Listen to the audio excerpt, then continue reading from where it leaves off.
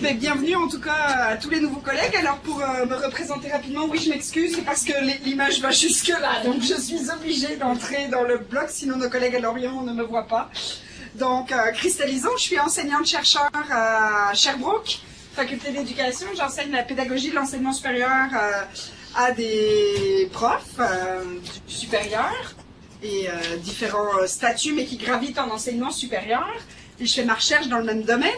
Alors, mon laboratoire de recherche, c'est le laboratoire PECTIS, et c'est un peu dans cette idée-là qu'on travaille, nous, la question des technologies. Alors, quand Cécile m'a demandé de travailler sur la formation hybride, la logique, c'était de penser l'enseignement pour favoriser l'apprentissage. C'est-à-dire de se dire, et notre collègue qui est en e-learning va pouvoir contribuer, ou qui s'y intéresse en tout cas, va pouvoir contribuer à la réflexion, c'est de voir où est-ce qu'on en est, puis qu'est-ce que ça amène aussi comme différence pour nous en tant qu'enseignants.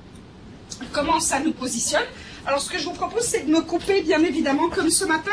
Quand vous avez des questions, des interventions, des choses pas claires, vous êtes d'accord, pas d'accord, des idées, vous n'hésitez pas, on est vraiment ici dans une logique d'interaction pour se nourrir mutuellement et pas juste de receveur, comme l'a dit très justement notre collègue Sandrine ce matin, faut participer, donner pour recevoir, j'aime bien l'idée.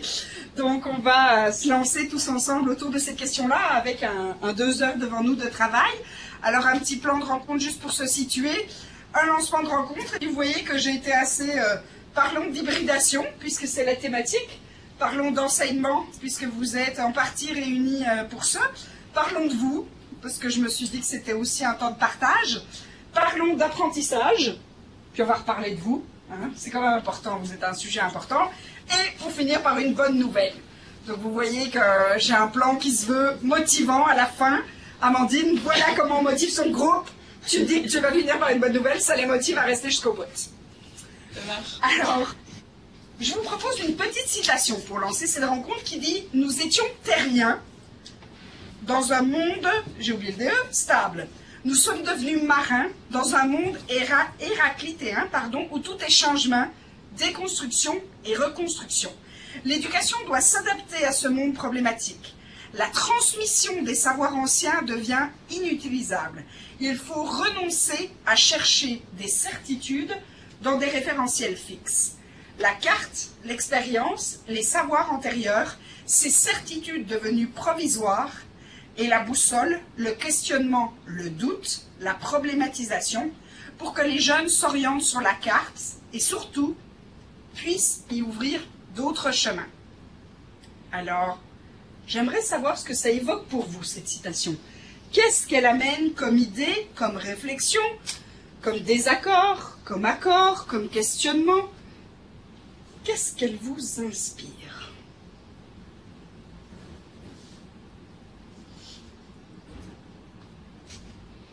Moi, j'aime bien l'idée de leur ouvrir d'autres, qu'ils ouvrent d'autres chemins. Je trouve que ça fait partie intégrante de notre mission finalement, que de leur ouvrir un peu les yeux au monde et après les laisser aussi tout seuls finir leur chemin sans nous.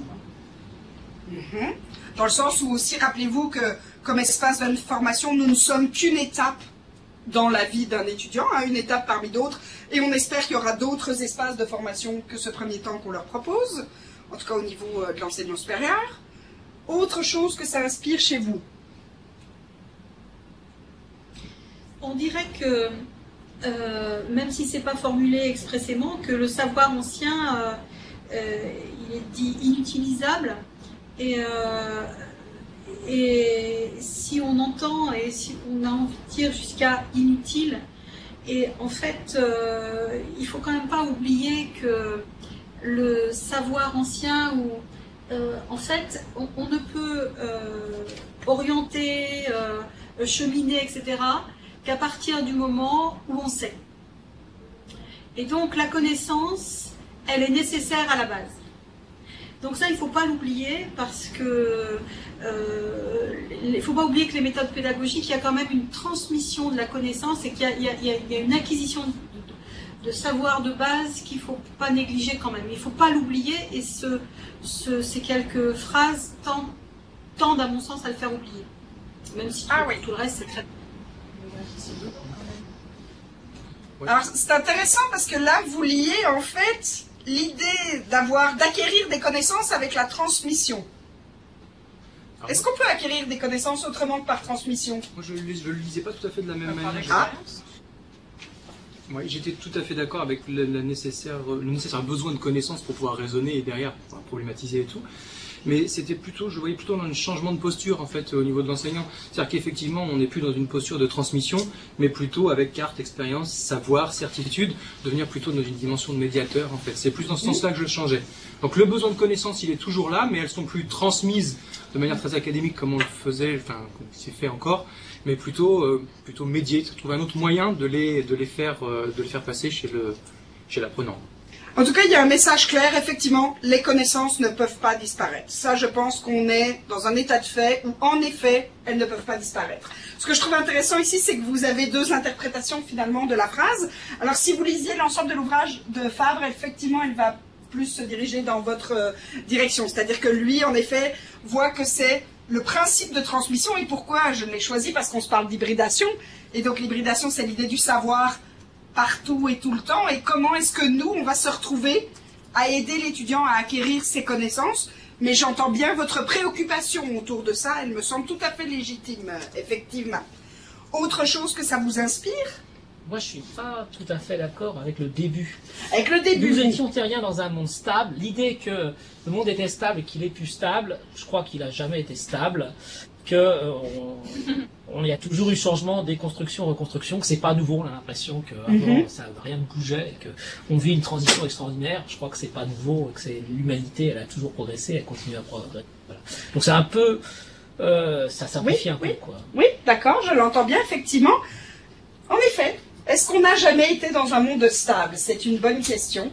Disons qu'on avait peut-être des habitudes qui aujourd'hui sont bousculées rapidement. La planète n'est pas... Mais ce qui a changé, c'est quand même la vitesse de changement. Ça va de plus en plus vite et c'est peut-être... Ça voulait peut-être dire cette phrase dans cette rien, mais la vitesse, elle a changé. Et c'est ça ce qui vous trouvez que ça va plus vite? Ah ben, bien sûr. Moi, j'ai pas l'impression que ça va plus vite. Vous n'avez pas cette impression-là. Mais donc ça nous démontre que c'est aussi notre rapport aux 10 changements qui est interpellant ou pas. Il y a des gens pour qui certaines choses sont une révolution. Pour d'autres, ça va être une simple transition. Il faut que chacun puisse l'appréhender avec son propre vécu. Je vais prendre un exemple, le tableau interactif, qui a été inventé au Canada en 91, je crois. Enfin bon, c'est très très vieux. Donc ça va pas si vite. On commence à en mettre dans les salles aujourd'hui. Voilà, je suis pas sûr que ça aille tellement plus vite aujourd'hui. Alors c'est intéressant. Il y a aussi l'idée de ce qui se développe, puis comment ça s'imprègne dans la pratique. Donc là aussi, on voit peut-être des choses différentes, c'est-à-dire des choses qui sont développées, et puis comment dans la pratique ça apparaît avec un temps différent, peut-être en fonction des milieux. Autre chose? Oui, Philippe, allez-y. C'est une belle métaphore maritime, je dirais, enfin, qui me rappelle le 15e, 18e siècle. Le seul petit problème, c'est que ça relate la découverte du globe terrestre, qui est un monde fini quand même. Et je pense qu'il faudrait éviter qu'on tourne en rond sur notre petite sphère. C'est vrai que parfois on a un petit peu cette impression, quand on tourne en rond, qu'on revient à des anciennes méthodes. Vous savez, quand on nous parle de la classe inversée aujourd'hui comme révolution ou des MOOC, où tu te dis finalement le concept c'est quand même de s'enregistrer en magistral. Je suis pas sûre qu'on n'est pas en train de tourner sur nous-mêmes. J'aime beaucoup cette idée de se méfier, de tourner sur soi-même. Elle me semble très pertinente. Comment est-ce qu'on va pouvoir s'en sortir? Bonne question. On va voir si on y trouve des éléments de réponse ensemble. D'autres choses que ça évoque chez vous? Moi, je pense que, comme je suis plus peut-être sur l'expérience avec la VAE, je pense qu'il y a toujours derrière ces discours parfois une opposition que moi je souhaiterais moins voir entre justement l'apprentissage formel et d'autres formes d'apprentissage non formel, moins formel. Et moi, c'est un petit peu, voilà, c'est un petit peu ça. On n'a pas forcément choisi un camp, comme vous disiez. L'apprentissage formel, c'est un moment de la vie de l'étudiant, et plus tard, il aura diverses autres sources de formation. Et il y a toujours un petit peu une opposition qui, moi, me dérange. Pour moi, il n'y a pas d'opposition, il n'y a que de la complémentarité. Vous avez tout à fait raison. D'autant plus qu'aujourd'hui, les temps d'apprentissage formel et informel ou non formel ont tendance tranquillement à en effet se résorber et à être de plus en plus perméable aux autres. Et à la limite, c'est ça qui met maintenant tout l'intérêt d'être en espace de formation où on peut aussi utiliser un certain nombre de connaissances et de compétences développées dans ces espaces peut-être non formels ou plus informels et les amener dans les murs de l'université. Et c'est là qu'on doit avoir une forme de porosité. Ce matin, on a parlé d'utiliser les expériences en stage, d'utiliser les expériences en emploi, notamment pour les étudiants qui se réorientent, d'utiliser leur parcours antérieur de formation. Comment est-ce qu'on est capable d'emmener tout ça? Et c'est sûr que l'hybridation et tout l'intérêt des formations qu'on peut suivre à l'aide des nouvelles technologies, elles offrent aussi cette entrée des uns et des autres. Est-ce que parmi vous, certains ont déjà suivi un MOOC ou l'équivalent? Oui, un ici, chez vous, ah oui, il y en a plusieurs. Donc, là aussi, il y a une forme d'informel qui rentre. Cet espace de MOOC, donc ces cours ou ces formations que vous allez suivre de chez vous, qui vous font changer vos pratiques, peut-être réfléchir à des modes de fonctionnement. Ils n'ont pas été travaillés en espace formel de formation, comme on peut l'être aujourd'hui, mais ça n'empêche pas d'amener des changements de pratiques. Et c'est là, en effet, que ces lieux deviennent beaucoup plus perméables les uns aux autres, positivement d'ailleurs, très probablement. Alors, si on se parle d'hybridation, c'est quoi pour vous une formation hybride? Est-ce qu'il y en a chez vous à l'université, dans vos espaces de formation?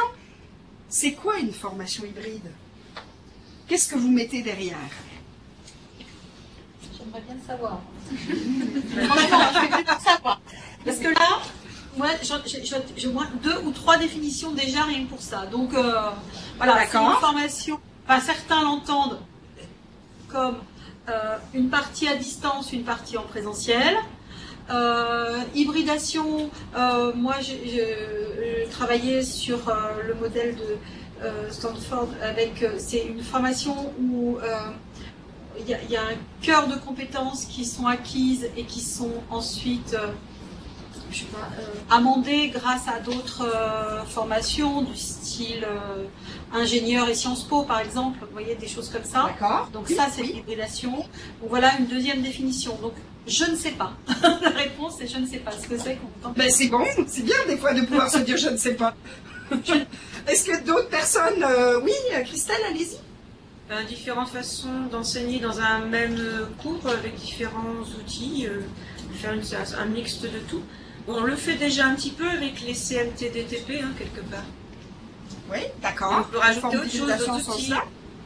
Ça peut être aussi au sein d'un même cours, hein, casser le rythme, utiliser un support différent. D'accord.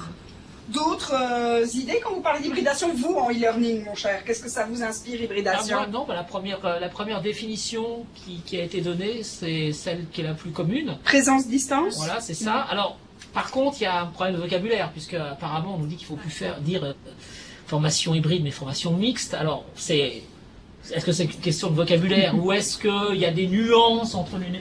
Bon, je sais pas, mixte, ça semble s'imposer actuellement, mais bon, moi, c'est la première définition. Nous, on dit blended learning, donc c'est effectivement, si vous le prenez dans la traduction anglo-saxonne pure, elle est mixte, mais en réalité... Calme-toi, Léna, mon ami, viens là. En réalité, c'est un vrai premier point de discussion, le vocabulaire. Parce qu'en fait, et particulièrement en France, on aime bien chicoter sur le terme. Est-ce que tu vas dire... les compétences, c'est une mobilisation des savoirs, ou bien est-ce que ça va être une agglomération de familles de savoirs, ou bien... Et de temps en temps, on se gratte un peu pour se faire rire hein, dans ce jeu du vocabulaire, où l'important, c'est quand même de se dire qu'est-ce qu'on fait concrètement, puis est-ce qu'on s'entend sur ce qu'on met derrière. On va pas essayer trop de se chatouiller pour se faire rire. Je pense qu'à un moment donné, l'idée, c'est comment on le fait, et qu'est-ce qu'on met derrière les mots. Et là, ça devient important juste pour qu'on s'entende quand on dit « je fais une formation mixte, je fais une formation hybride, je fais une formation présentielle ». Qu'est-ce que ça veut dire concrètement? Alors en effet, on voit, Potvin a essayé de définir ce que c'était qu'une formation hybride, et lui il dit, en fait il y a 3 types de formations hybrides qui sont en lien avec des contraintes de temps et de lieu. Donc lui il va parler de synchrone, qui est une forme de présence-distance mais doublée, et de sur place versus à distance. Alors vous voyez, lui il dit, on peut être dans des lieux identiques tous au même moment, c'est un peu le classique. On peut être dans des lieux différents tous au même moment, on peut être dans des lieux identiques pas au même moment, ou dans des lieux différents pas au même moment. Et lui il dit en fait là-dessus, on est capable de savoir où est-ce que je me situe quand je parle de formation hybride. Donc lui, il en parle moins en termes de méthodes pédagogiques diversifiées, quoi qu'on puisse le voir sous ce format-là, mais plutôt en termes de temps et d'espace. Et c'est un élément important parce que, par exemple, dans le programme dans lequel j'enseigne, c'est un programme qui se fait entièrement à distance. Je ne suis jamais avec des étudiants en présentiel dans le nouveau format. Par contre, je suis un tiers du temps en même temps que les étudiants sur la même plateforme. Donc c'est un format totalement à distance, mais avec des temps synchrones. Et donc il a été défini par l'établissement comme un programme à distance, mais hybride. Alors que j'enseigne dans un autre programme où je ne suis jamais avec les étudiants en présence et jamais avec les étudiants en même temps sous un format. Là, on est dans un distanciel plein. Mais en fait, ça devient très compliqué parce qu'il y a une multiplicité d'hybridations possibles. Ce qui est important, c'est de comprendre, quand vous allez être en équipe programme, qu'est-ce que ça veut dire? Est-ce qu'on s'entend sur ce qu'est l'hybridation? Je pense à un programme qui a été créé chez nous il y a quelques années où on nous a dit, bon, il faut que le programme soit hybride. Et là, le questionnement était, mais qu'est-ce qu'on veut dire par ça? Pour en arriver à la conclusion qu'il fallait que 50% des activités soient faites à distance. Et il y a un collègue qui a dit, oui, mais moi, quand ils font leurs travaux et leurs lectures, c'est à distance, en fait. Attention, 50% des activités de l'enseignant, en tout cas, ça a apporté une difficulté majeure. On en est arrivé à se dire, en fait, à la place d'avoir 15 cours, c'est 7 maximum, et le reste du temps, ils doivent travailler. Là, on peut mobiliser toute une série de méthodes et techniques pédagogiques diversifiées. On pourrait mobiliser une classe inversée puis dire, ben, quand on est en présentiel, qu'est-ce qu'on fait? On peut discuter de modalités pédagogiques. Mais déjà s'entendre sur ce qu'est faire de l'enseignement à distance, c'est déjà un bon début. Est-ce que certains parmi vous font de l'enseignement à distance ou ont des cours à distance? Oui? Ah, comment ça marche chez vous? Pas chez nous. Enfin, j'ai juste un cours, c'est mon cours, c'est tout. Enfin, et donc, comment tu fais? Comment tu fonctionnes? Il y en a plusieurs, mais sur le cours sur l'entrepreneuriat, tout est à distance. Alors, il y a un ensemble de contenus en ligne. L'étudiant qui suit ce diplôme étudiant entrepreneur, il y a une première phase, il y a une phase de confrontation quand même, il y a des phases où on est ensemble. Et, ensemble étant dans le même lieu? Dans le même lieu, en même temps, et on travaille ensemble, et on travaille donc après, il y a un chemin, et c'est l'étudiant qui fait son programme de formation au milieu par rapport au cours, par rapport à son projet. Parce qu'il va appliquer. Parce qu'on n'a pas forcément besoin des mêmes outils selon le projet. Donc, il fait son plan d'action sur le nombre de semaines où il va travailler. Et c'est ça qu'on travaille ensemble. C'est-à-dire qu'on valide ça ensemble. Parce que là, je l'aide, je conseille et tout ça, parce que l'étudiant, a priori, c'est pas... voilà. Donc, je lui conseille des choses en plus, des choses en moins. Et puis ensuite, il suit le parcours et je le vois une fois par mois. On passe 1 heure ou 2 ensemble tous les mois. Voilà. Et là, c'est en individuel alors, ce temps-là? Oui. Oui.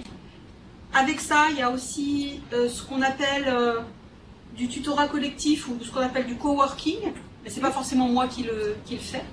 Où là, c'est des présentations d'avancement du projet et pour bénéficier de l'expérience des autres étudiants. Et il y a quelqu'un qui anime ça. Voilà. Voilà. C'est un élément intéressant parce qu'en fait, ces séances collectives, on constate dans la littérature que l'une des difficultés de l'enseignement à distance, qu'il soit en format hybride d'ailleurs ou complètement à distance, c'est l'abandon. C'est-à-dire, tout à l'heure, plusieurs collègues ont levé la main sur les MOOC. Qui est allé jusqu'au bout d'un MOOC suivi? Vous avez vu comme il y a beaucoup moins de mains. En fait, la majorité des gens abandonnent en cours de processus pour différentes raisons. Le fait que tu es tout seul derrière ton écran, le fait qu'au bout d'un moment tu interagis avec personne, le fait que tu as des questions qu'ils ne trouvent pas réponse, que la personne en face de toi est pas très motivante et quand c'est en vidéo de se le taper. Puis moi-même je suis de nombreux MOOC et je vous assure que récemment il y en a un de l'ULB où j'ai téléchargé les textes plutôt qu'écouter la vidéo de la fille tellement je la trouvais emmerdante. À un moment donné, il faut que tu puisses te dire attends, je suis dans mon espace de formation non formelle Et alors c'est drôle parce qu'au début j'ai fonctionné comme un bon élève, tu vois, assise devant mon ordi, je suivais ma séance, et puis au bout d'un moment je me suis dit mais on s'en fout, en fait il n'y a personne qui le valide, si j'écoute, je vais juste télécharger le texte et je serai tranquille. Mais finalement j'ai fini par abandonner, parce qu'en fait, au-delà de télécharger le texte, ben, c'était pas le format qui me parlait, moi j'avais envie, et c'est ce matin Maxime qui a parlé d'être passionné, moi j'avais envie d'une enseignante qui me passionne, j'avais envie qu'elle me parle, alors vous allez me dire elle parlait de statistiques et méthodes d'échantillonnage, peut-être qu'on peut pas être complètement passionnant, mais quand même je pense que oui, moi aussi j'y crois, et donc j'ai abandonné, parce que ce contact de l'humain qui m'explique quelque chose me manquait. Non seulement on avait très très peu d'interactivité prévue au programme, mais en plus on n'avait pas une passion de l'enseignante qui me donnait envie d'aller jusqu'au bout.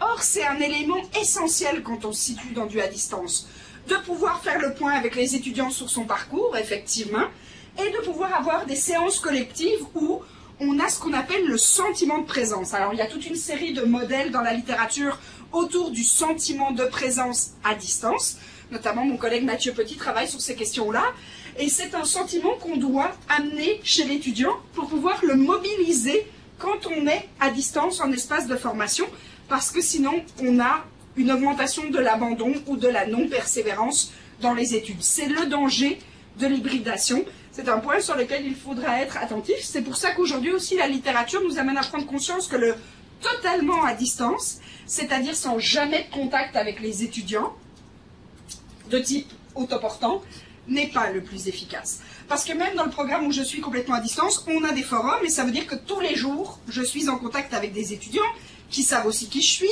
qui peuvent me téléphoner. En cas de besoin, on peut se skyper, donc on a une série de moyens d'être en interaction.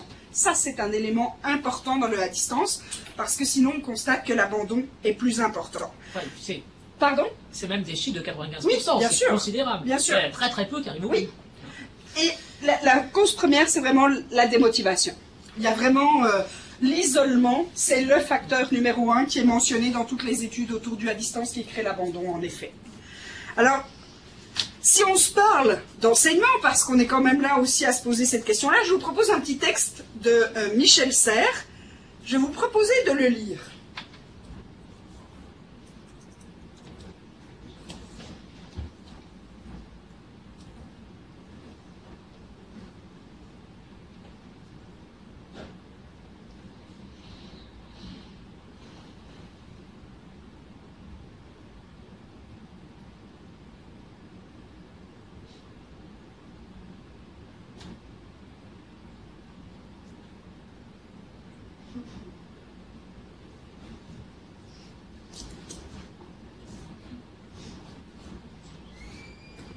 Alors, ici on a un non catégorique.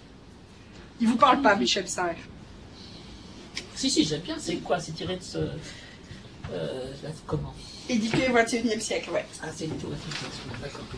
Alors, le savoir, ouais, c'est le problème entre information, connaissance, savoir. C'est que le savoir, on ne l'a pas comme ça. Il est, et puis il y a autre chose, c'est qu'il y a...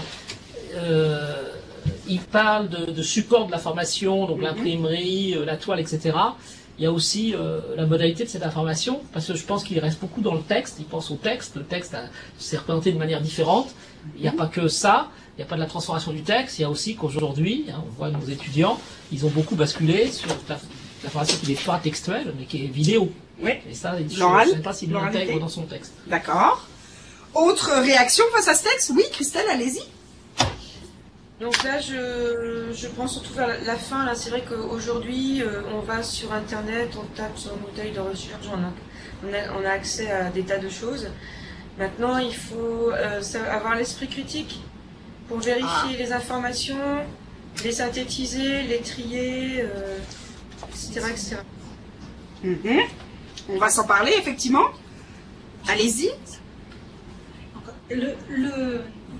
Le texte parle du savoir et pas de la formation.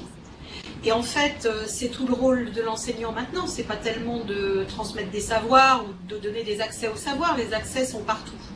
C'est de donner un sens à la formation. C'est-à-dire, c'est qu'est-ce qu'on veut, et après le comment c'est autre chose, mais qu'est-ce qu'on veut mettre dedans pour donner pour garantir telle compétence. Donc qu'est-ce qu'on va choisir de mettre, c'est le contenu de la formation, c'est le contenu de ce qu'on veut mettre dedans. C'est pas tellement le savoir en lui-même, oui, c'est partout. Et puis effectivement, on parlait tout à l'heure de temps qui va plus vite. Bah, j'aime mieux dire que les gens là qui ont vu arriver l'imprimerie et tout ça, ils ont pas dû être ils ont dû être un peu comme nous avec le numérique et tout ça. Hein. Ça a dû être à peu près le même choc socio-culturel et tout ça. Hein. Donc voilà. Donc 2 éléments qu'on ressort, l'idée de rester critique, l'idée de quel est le rôle de l'enseignant et le changement de posture par rapport à ça et au contenu de formation. Oui, allez-y Sandrine. Moi je suis pas trop d'accord, c'est pas le savoir qui est partout, c'est les données, les bases de données sont partout. Après le savoir c'est individuel, c'est ce qu'on va en faire, c'est la synthèse. Et pour ça il faut une maturité, il faut mettre les briques en place et savoir comment mettre les briques en place. C'est pareil. Comment refaire une recherche sur Internet, sur quelle base de données, donc la réflexion, donc c'est bien des données, c'est pas un savoir. Pour moi le savoir il sort d'un cerveau. Voilà, il est propre à chacun le savoir. Et donc le savoir, c'est pas le prof qui va le donner non plus du coup. Le prof il va allumer l'étincelle pour que l'étudiant puisse se dire tiens cette matière elle est intéressante, je l'aimais pas mais finalement il y a peut-être quelque chose qui va me plaire et je vais aller faire ma recherche, je vais aller travailler, je vais trouver des briques. Évidemment sur internet, même moi des fois en cours on dit bon là je sais plus trop la définir, quand on me pose des questions, je leur demande d'aller faire votre recherche, qu'est-ce qu'ils disent? Alors ils me disent sur Wikipédia ils disent ça, bah oui c'est pas très, enfin voilà je leur dis ok c'est bon là, ce qu'ils disent c'est bien la définition. Donc ils vont chercher et puis du coup je valide. C'est ça. Vous devenez une forme aussi de cautionnement par rapport à certaines informations qui sont trouvées. Et donc l'idée de rester critique qui a été énoncée aussi par Christelle tout à l'heure autour de ce qu'on peut trouver. D'autres personnes, d'autres réactions? Ah, allez-y, Monique, c'est ça? Monica. Je complète ce qu'il disait Sandrine. Il faut donner des repères aux jeunes, les repères qui sont nécessaires pour qu'ils puissent mettre l'information à la bonne étage. Ça se met en place, mais de quelle manière? Ça aussi, c'est le rôle d'enseignant de construire le réseau entre guillemets. En fait, c'est d'aider les étudiants à construire leur réseau ou leur organisation mentale autour de ces questions-là. C'est toutes les stratégies d'apprentissage dont on va discuter effectivement. Mais c'est vrai que c'est l'une des... Oui, allez-y.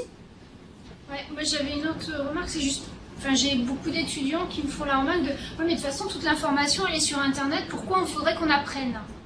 Ah ça c'est bien ça. Et on revient à la question des bases aussi, c'est que effectivement le savoir est disponible, mais au-delà de l'esprit critique etc, il faut avoir des connaissances préalables qui permettent de dire, oui mais ça me semble bizarre, ou là ça me semble pertinent, ou là ça va compléter ce que je sais.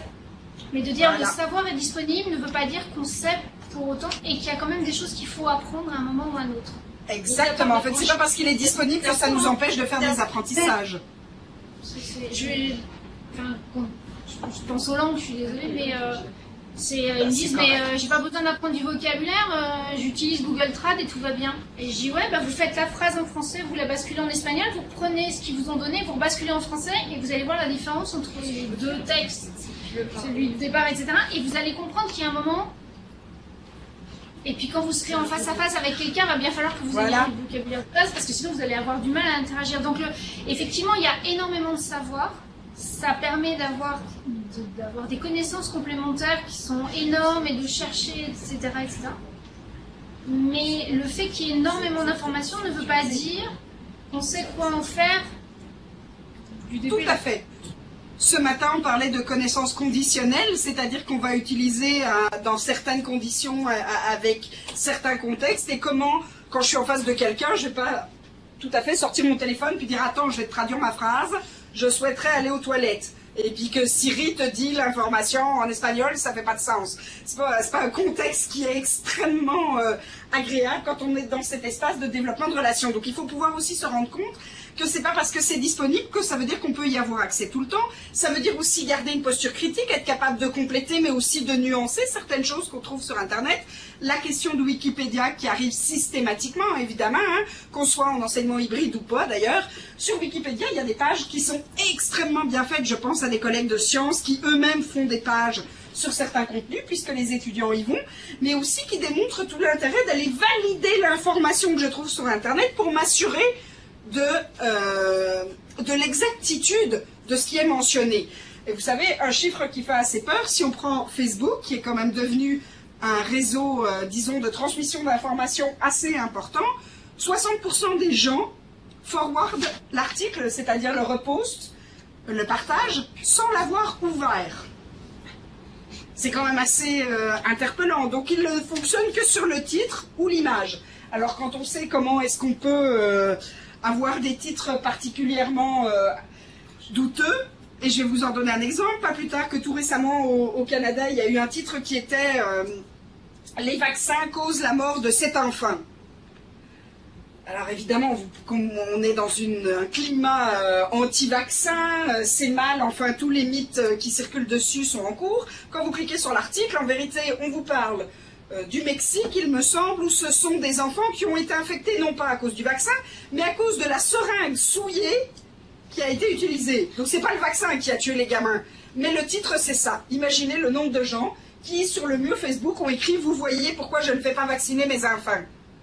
Ça ne fait aucun sens, ma choupette, quand tu le lis jusqu'au bout. Mais les gens ont surinterprété. Donc, c'est très important de montrer aux étudiants qu'il faut absolument être critique par rapport à ce qu'on trouve. Internet, c'est une source, comme vous êtes une source, comme un livre est une source, mais ça reste qu'on doit toujours être critique. Pendant longtemps, on nous a enseigné que Pluton était une planète. Aujourd'hui, on a considéré que c'en est plus une.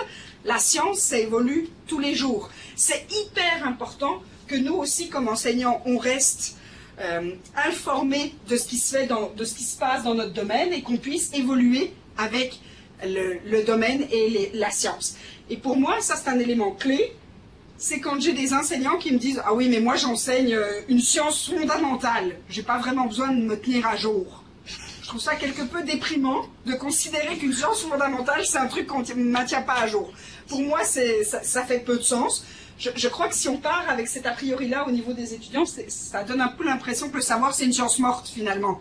C'est le cas de l'histoire. On va nous dire, ah non, mais l'histoire, une fois qu'elle a eu lieu, l'histoire, on ne peut pas la réécrire. Oui, mais attendez, l'histoire, c'est pas une science morte, c'est une science vivante qui nous permet d'expliquer certaines situations géopolitiques ou citoyennes aujourd'hui. On est dans quelque chose qui est beaucoup plus vivant que simplement raconter une science qui a été écrite dans un livre et sur lequel on peut avoir une posture extrêmement critique en plus. Alors, c'est quoi pour vous, enseignant format hybride? Puis dans votre tête, qu'est-ce que ça change? Notre collègue qui a une expérience, Agnès, qu'est-ce que ça change pour vous? Alors, ce que ça change, c'est que d'abord, je fais que des choses intéressantes, parce que tout ce qui est bien... Donc avant, vous ne faisiez pas de choses intéressantes?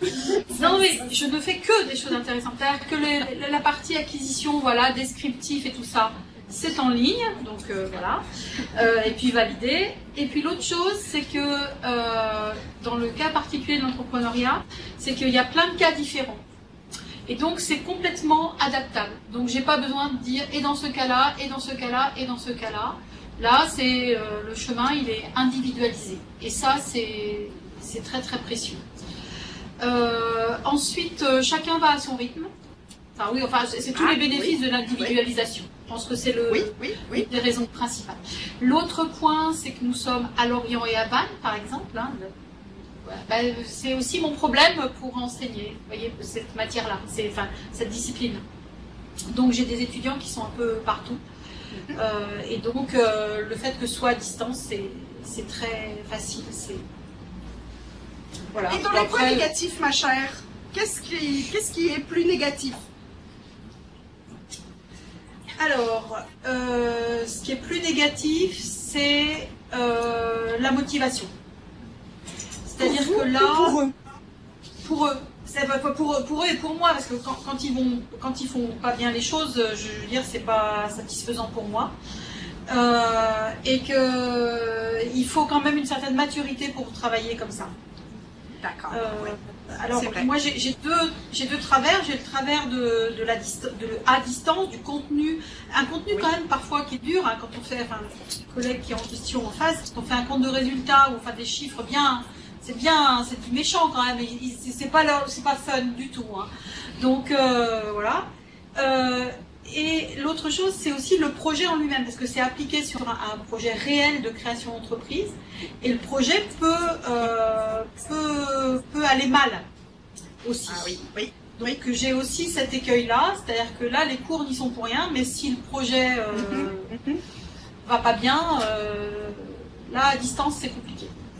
Oui. Donc les points négatifs, c'est essentiellement, c'est maintenir la motivation, effectivement. D'accord. Dans les collègues qui sont présents, est-ce que vous avez envie de faire de l'enseignement hybride ou à distance quand vous entendez Agnès? Oui? Est-ce qu'il y en a parmi vous qui ne sont pas du tout ouverts à cette option-là? Moi, j'émets des doutes sur les premières années, en fait. J'imagine tout à fait adapter mes enseignements sur les deuxième, troisième années sur ce type de fonctionnement. Effectivement, je pense que le manque peut-être d'autonomie et de maturité fait qu'en première année... Alors, sur certains étudiants, ça n'a pas posé de problème, mais sur la promo de 100, pour vous donner juste un chiffre, cette année, on a fini l'année à 50, ils sont 98 inscrits, 50 étaient en cours. Alors, cours actifs... C'est pas si mal, 50%. Mais ouais, c'était un peu dur du coup. Et en fait, voilà, je me pose la question de est-ce que parmi ces étudiants qu'on perd, est-ce que on en garderait avec un dispositif de ce type qui demande quand même aussi beaucoup d'investissement aussi de notre part, ou est-ce que finalement ça changera pas grand-chose en fait? Je me pose vraiment la question. Est-ce que l'investissement que ça va nous demander va finalement nous donner satisfaction, ou est-ce qu'on va arriver au même résultat que ceux de cette année et des années précédentes? C'est ma question. Je l'entends bien, oui. Ça veut dire aussi, est-ce que vous avez été capable d'identifier les causes pour lesquelles ils ne viennent pas? Bon, c'est la motivation, très clairement. C'est-à-dire que c'est des étudiants qui, ceux qui abandonnent, ce sont soit des étudiants en échec très fort parce qu'ils n'ont pas le bac adapté, ils n'ont pas les prérequis. Oui.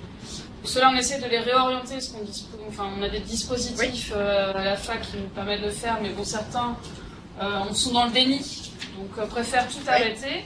Et puis, il y a ceux qui n'ont absolument pas de projet, qui ont un poil dans la main, et qui sont jeunes, ils se disent c'est une année où je vais faire la fête avec les copains. On peut comprendre, hein, c'est pas un jugement de valeur.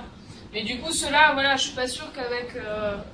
Effectivement, c'est probablement pas le dispositif du à distance qui va vous amener une plus grande portion. Parce que ce qu'on va voir, c'est chez des étudiants, par exemple, adultes, ou des étudiants en reprise d'études, qui, eux, apprécient le format du à distance et un peu plus de l'autonomie individuelle, qui leur permettent de jongler entre d'autres obligations, alors qu'ils ont de la difficulté à aller en cours, par exemple, et qui peuvent bénéficier de ce format-là.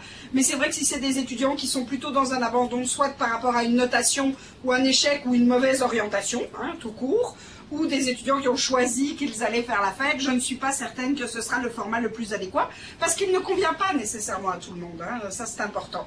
Ici, les collègues, est-ce que vous, par rapport au hybride à distance, ça vous plaît, ça vous angoisse, ça vous... Du coup, moi j'ai l'impression que j'en fais sans le savoir. Ah, d'accord. Parce que je mets aussi des choses sur la plateforme, sur le NT, qui doivent voir d'une semaine ou 15 jours, c'est 15 jours en 15 jours. Et je m'aperçois que très peu y vont aussi. Ouais. Alors effectivement, c'est surtout en première année que je m'aperçois qu'ils y vont très peu. Et quelle est la consigne? Vous les déposez et après, c'est quoi la consigne? Moi, c'est des enregistrements. D'accord. Donc après le cours suivant, il faut me restituer l'enregistrement. C'est très court et c'est souvent anecdotique, des choses un peu fun, quoi, qui changent un petit peu du cours pour écouter l'anglais.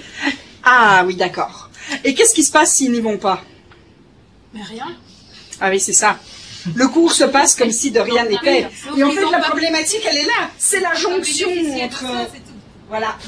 Et c'est cette jonction-là qui est difficile à faire. C'est-à-dire que, comme il n'y a pas d'obligation et que ça ne change rien de ne pas y aller, la majorité d'entre eux, même par la bonne volonté, ont tendance à ne pas y aller. Mais pour notre collègue de sciences, j'ai travaillé avec l'Université de Lyon 1, première année, biologie, où ils ont mis en place un questionnaire sur les prérequis des étudiants à l'entrée puis à la sortie avec une série de modalités dont un site web et des choses à distance, et ils ont constaté qu'il y a une plus grande progression si les étudiants sont allés sur la distance que s'ils ne sont pas allés. Donc, statistiquement parlant, ils ont réussi à mettre de l'avant. Maintenant, leur objectif, c'est d'amener les étudiants à y aller. Mais ils ont normalement plus de chances de réussir. Donc, ils espèrent les motiver parce qu'ils ont la même problématique que vous à ce niveau-là. Oui, allez-y, Philippe, et puis... J'ai une question par rapport à ce prénom. Marianne, mais j'étais pas là ce matin. Marianne. C'est pas grave. Par rapport à Lyon, justement, vous dites ceux qui étaient allés sur la plateforme avaient une plus grande progression. Oui. Est-ce qu'ils étaient effectivement obligés d'y aller? Et donc la progression, c'est qu'on non, leur expliquait. Ils n'avaient aucune obligation. Donc en fait, ma question est, je suis un étudiant lambda qui est arrivé là un peu par hasard parce que là on a bien voulu de moi alors que dans d'autres filières potentiellement on n'a pas voulu de moi. J'arrive, je sais pas trop ce que je veux faire et on me dit il y a un cours en ligne. Effectivement, quelqu'un qui l'a suivi, ça veut dire que c'est quelqu'un qui déjà est motivé pour faire du travail supplémentaire par rapport. Alors eux, c'est pas un cours en ligne. C'est pas un cours en ligne. Ils déposent tout simplement des ressources en plus du cours sur le site internet, mais c'est pas un cours en ligne. Non mais c'est ma question est est-ce que de toute façon c'est des étudiants qui auraient progressé parce que ils sont motivés et tout ce qu'on leur donne ils prennent et donc effectivement on leur en donne plus que ce qu'ils avaient d'habitude, c'est-à-dire la progression est liée au fait qu'il y avait quelque chose en ligne ou est-ce que la progression est liée au fait qu'ils étaient super motivés et de toute façon ils auraient progressé? Sur la variable de contrôle de motivation, ils ne sont pas plus motivés que les autres, en tout cas dans leur déclaration au questionnaire de motivation. La variable de contrôle de motivation dit qu'ils ne sont pas plus motivés que les autres. Initialement, c'est vraiment le fait d'être allé sur les ressources complémentaires qui ont été dans le modèle qu'on a mis de l'avant. Ça reste un expérimental avec une série de variables. Hein. On est quand même en sciences humaines, je ne peux pas les enfermer et tout contrôler. Mais sur celles qu'on a contrôlées, où il y avait notamment la motivation, la n'était pas un facteur explicatif du modèle de progression. C'était le fait d'être allé sur le site internet principalement, avec les ressources complémentaires, et d'y être allé 5 fois ou plus d'ailleurs. Les groupes étaient différents. Si tu étais allé 5 fois ou plus, tu avais une meilleure progression. Ce qui était intéressant parce que les profs l'avaient découpé par session. J'ai testé je mets des informations en ligne et si vous n'avez... En première année, les masters, effectivement, ils réagissent de manière très différente, mais en première année, j'ai testé vous allez récupérer l'information en ligne, vous lisez avant, parce que sinon vous n'allez pas réussir à suivre le cours. J'en ai perdu plus que ce que j'en perdais d'habitude, et j'étais obligée de revenir à la vieille méthode, c'est-à-dire donner les explications, et puis ceux qui avaient lu, ils comprenaient plus vite, mais c'était tout. Mais de revenir aux explications, parce que sinon ils décrochaient complètement. Et donc en fait, les exercices d'application, ils n'arrivaient pas à le faire. Oui, c'est un cours obligatoire. Et donc vous avez choisi de revenir en arrière. Ouais, c'est-à-dire que les explications sont toujours disponibles, il y a toujours des exercices complémentaires, etc. Mais je leur explique que c'est disponible, je les incite à le faire, mais je ne fais pas comme s'ils le faisaient. C'est-à-dire que voilà, c'est des choses complémentaires et des révisions. Voilà. Donc s'ils le font, tant mieux parce que ça va les aider. Mais ce n'est pas, au moment de l'examen, ce n'est pas une variable. Non. Mais ça, c'est un choix pédagogique que vous avez fait à ce niveau-là. Oui, mais par expérience. Moi, mon expérience, elle n'est pas la même. C'est-à-dire que moi, si tu le fais pas, c'est tant pis pour toi. Mais c'est une posture qui est difficile à tenir, hein, je l'entends bien. Oui. Mais c'est vrai que c'est un choix qu'on fait à ce moment-là. Et à partir du moment où c'est complémentaire, vous l'assumez pleinement. Les étudiants qui souhaitent y aller, y vont. Ceux qui ne souhaitent pas, n'y vont pas. Et c'est bien correct. L'important, à nouveau, c'est d'être explicite par rapport à ce que vous attendez de vos étudiants. Ici, vous êtes explicite, c'est bien correct. Philippe, vous aussi, vous vouliez interagir. Et puis, je pense qu'il y a Amandine après. Oui, enfin, c'était juste pour donner... Ça va peut-être paraître un peu ancien combattant, mais moi, j'ai enseigné au CNED, hein, Centre National d'Éducation à Distance, quand j'étais dans la région parisienne. Et je voudrais revenir simplement sur les aspects motivation et, je dirais, non jeune adulte, enfin, adulte qui a déjà une expérience de vie. Hein. C'est-à-dire que les gens qui, effectivement, s'inscrivaient à ces cours s'en sortaient très bien à partir du moment où ils avaient de la motivation et qu'ils avaient passé, je dirais, 25-30 ans. Donc je crois que c'est une des clés qui va, quel que soit le support, hein, qui va être essentielle. Oui. C'est sûr. Et vous Et le voyez, c'est que du les papier. adultes ont tendance à plus C'était s'accrocher. des échanges quand on papier, va- on envoyait les... Ils Oui, faisaient oui. le devoir, on les corrigeait, on leur envoyait. Et pour ceux qui étaient motivés et assidus, ça se passait tout à fait. C'est le à distance qui a commencé, en fait, qui était l'enseignement à domicile. j'imagine qu'il y avait la où même on chose envoyait dans le des Canada. cahiers de documents. Oui, tout à fait. On a eu exactement le même modèle. Nos collègues de la TELUC partie pratiquaient comme motivation ça était maintenant. Oui, la motivation, c'est le numéro 1 de toute manière dans le à distance. Si vous n'avez pas la motivation, vous n'irez pas au bout. Ça, je pense que c'est tout à fait vrai. Amandine, et puis Ouais, moi, je voulais Franck. revenir juste pour expliquer. À l'EFSI de Lorient, ils ont des QCM en ligne en fait. Et ça devient comme un jeu pour les étudiants. C'est-à-dire qu'ils ont des quiz et ils répondent. Donc le but, c'est... Certains se lancent le défi effectivement d'aller au score le plus important, donc ils peuvent refaire 10 fois, 20 fois, 30 fois le test comme ils veulent. Il y a une centaine de questions. Et alors ce qu'on a... la personne qui travaille sur ce projet, ce qu'il a remarqué, c'est que de toute façon les étudiants se connectent quand même juste la veille de l'examen, quand même. Il faut aussi se mettre à faire les tests en série, 3-4 jours avant la semaine d'examen. Donc il y a ce problème-là.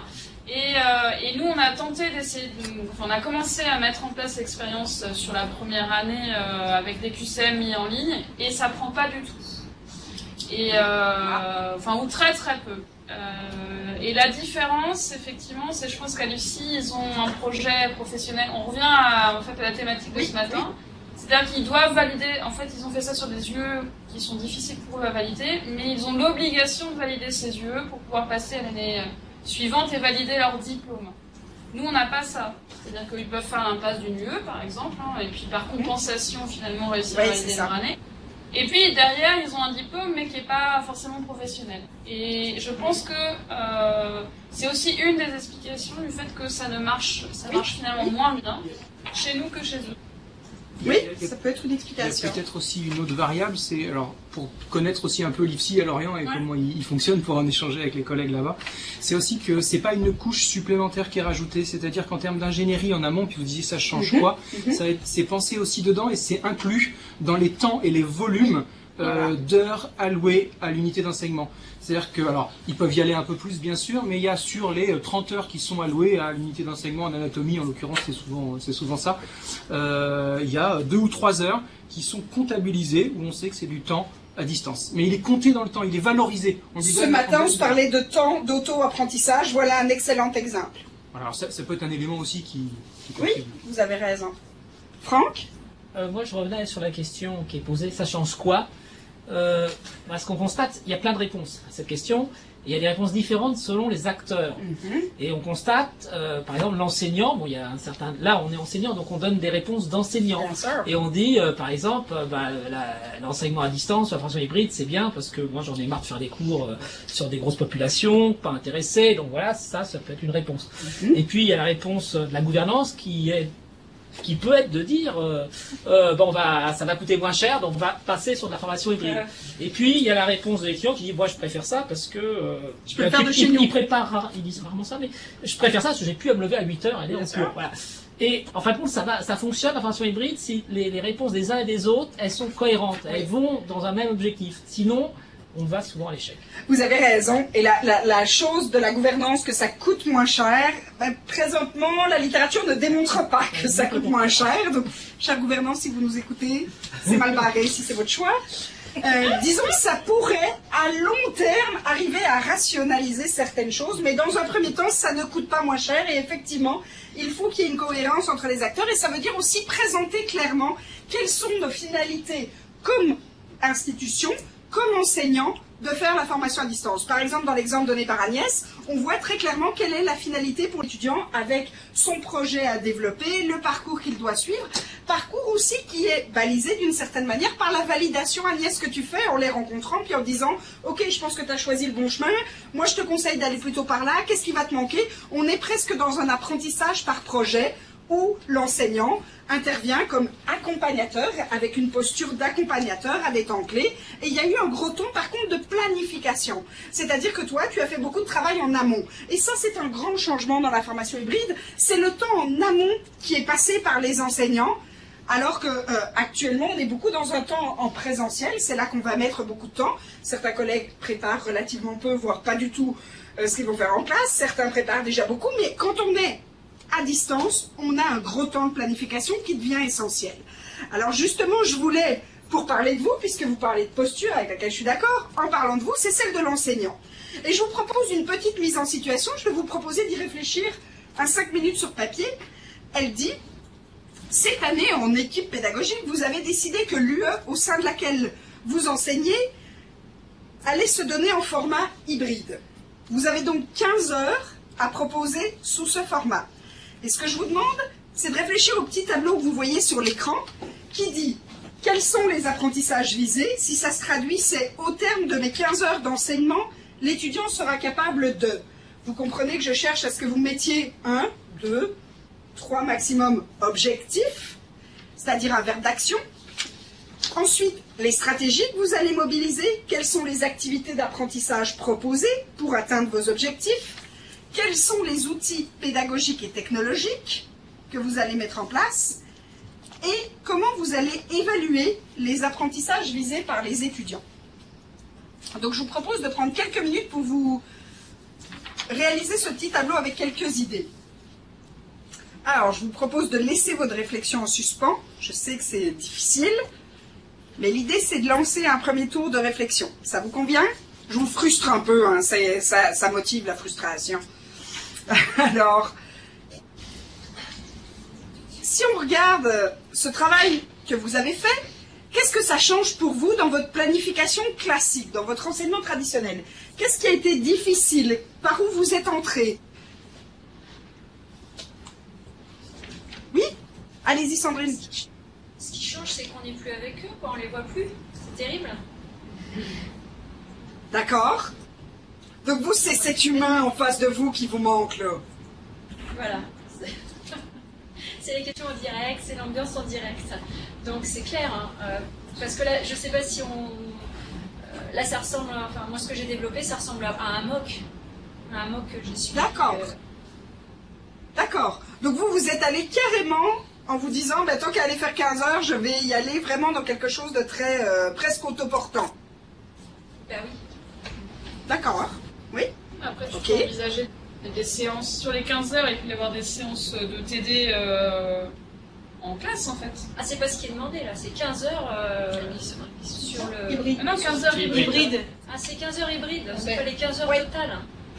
Ah oui, d'accord, moi j'avais compris autre chose, j'avais compris les 15 heures totales. En bloc. Mais c'est la posture que vous avez choisi de lire dans ma question. Regardez ma question. Elle dit, allez se donner en hybride. Vous avez donc 15 heures à proposer sous ce format. Vous auriez pu me dire, je fais 2 heures de à distance et 13 heures de présentiel. Mais c'est une posture quand on lit la consigne.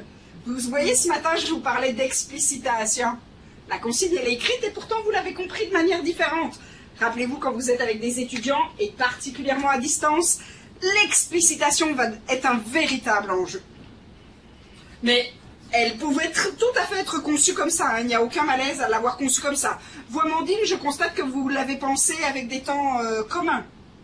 Ah bah oui, forcément, la remédiation, c'est indispensable. En tout cas, si là je suis partie sur un niveau L1, je peux pas les laisser, je ne vois pas les laisser 15 heures seuls sur cette thématique de mon cours, quoi. D'accord. Voilà, ils ont besoin d'avoir des retours. Donc l'idée, pour moi, le plus simple, c'est d'avoir des TD, parce que du coup, on les a en sous-groupe, c'est mieux qu'en amphi. C'est-à-dire que l'idée, c'est de, en tout cas, tel que je vois ce que j'aimerais faire de cette formation hybride, là, c'est de me dire que je lâche du temps, c'est-à-dire que j'enlève du CM pour pouvoir augmenter ma partie TD, parce que je trouve que c'est plus efficace en TD qu'en CM. Donc dans ta planification, tu vois ça, tu places ton transmissif finalement à distance, et tu te dis, ben, on est vraiment dans des espaces d'échange quand on est tous ensemble, et le format le plus efficace, c'est le TD.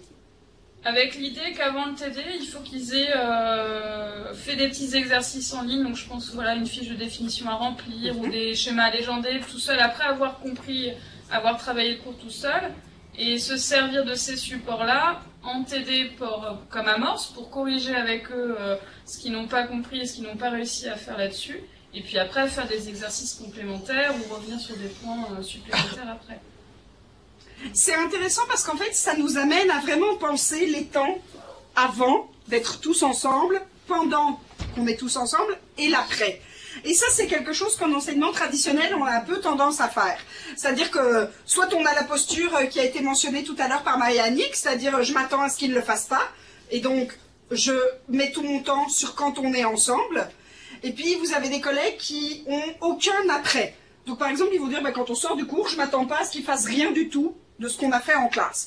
Or, le à distance ou le hybride, il force de travailler sur ces 3 temps. Parce que si vous voulez que le temps présentiel soit pleinement efficace, quand je dis en présentiel, c'est tous ensemble, soit pleinement efficace, il faut absolument qu'il y ait eu un temps dans le temps à distance. Et là, c'est pas facile, effectivement, avec les premières années. Par contre, il y a un certain nombre d'avantages, et notamment l'avantage qu'Agnès a mentionné tout à l'heure, qui est du travail à leur rythme. C'est-à-dire que chez les étudiants de première année, on voit souvent apparaître l'idée que les choses vont vite en classe. À partir du moment où vous avez des capsules pédagogiques qui ont été bien construites, et c'est en ce sens-là que ça ne coûte pas nécessairement moins cher à l'institution, parce que qui dit bien construite dit didactisé, avec souvent un accompagnement de l'ingénieur pédagogique, du conseiller pédagogique pour nous aider à construire nos messages intelligemment, dit que en classe, je vais faire mon 2 heures de contenu, les étudiants n'écouteront pas. Si je dois faire des capsules de 6 minutes pour décomposer mon cours, ça fait beaucoup de capsules. Comment est-ce que je rends les choses agréables, intelligentes, qui donnent envie, qui se regardent, qui se construisent mutuellement? C'est pas vrai qu'on a une économie. On a un travail qui est à penser en fait de manière très différente au niveau de la planification. Quelque chose qu'on avait moins dans l'enseignement traditionnel, où c'était surtout le temps présentiel, où on s'adaptait, où on jonglait. Ici, on peut moins jongler. Il faut absolument avoir planifié, quasiment de manière très précise, le déroulé pour que ça soit réaliste. Et que quand on est ensemble, comme l'a mentionné tout à l'heure Sandrine, ces temps soient pleinement utilisés. C'est-à-dire à la fois dans un espace affectif, où en effet on se retrouve, ça fait du bien, on peut se poser des questions, on va travailler les contenus, mais aussi dans un espace qui nous permet de construire sur ce qui a été fait pour aller une coche plus loin. C'est-à-dire que le présentiel prend tout son sens en se disant, le présentiel, c'est aussi l'occasion de donner sens aux apprentissages qui ont été faits à distance, et il faut qu'on l'utilise comme un espace dont on n'aurait pas pu se passer. Et en ce sens-là, ça redéfinit notre temps ensemble. Il ne s'agit plus de transmettre des choses, mais d'utiliser ce temps en se disant, s'il était tout seul derrière son ordi, il ne pourrait pas aller aussi loin. C'est le temps de collectivité tous ensemble qui nous permet d'atteindre un niveau, une coche plus loin. Et là, il a un vrai sens, le présentiel. Et là, on peut avoir une mobilisation de se dire, si tu ne viens pas, tu perds quelque chose. Ça, c'est un message qui devient intéressant. C'est pas juste un lieu où tu vas t'asseoir et attendre que quelqu'un te raconte quelque chose, mais c'est un espace où si tu ne viens pas, tu perds quelque chose. Tu n'auras pas autant de facilité à atteindre la finalité définie si tu ne viens pas. Je pense que vous vouliez réagir aussi.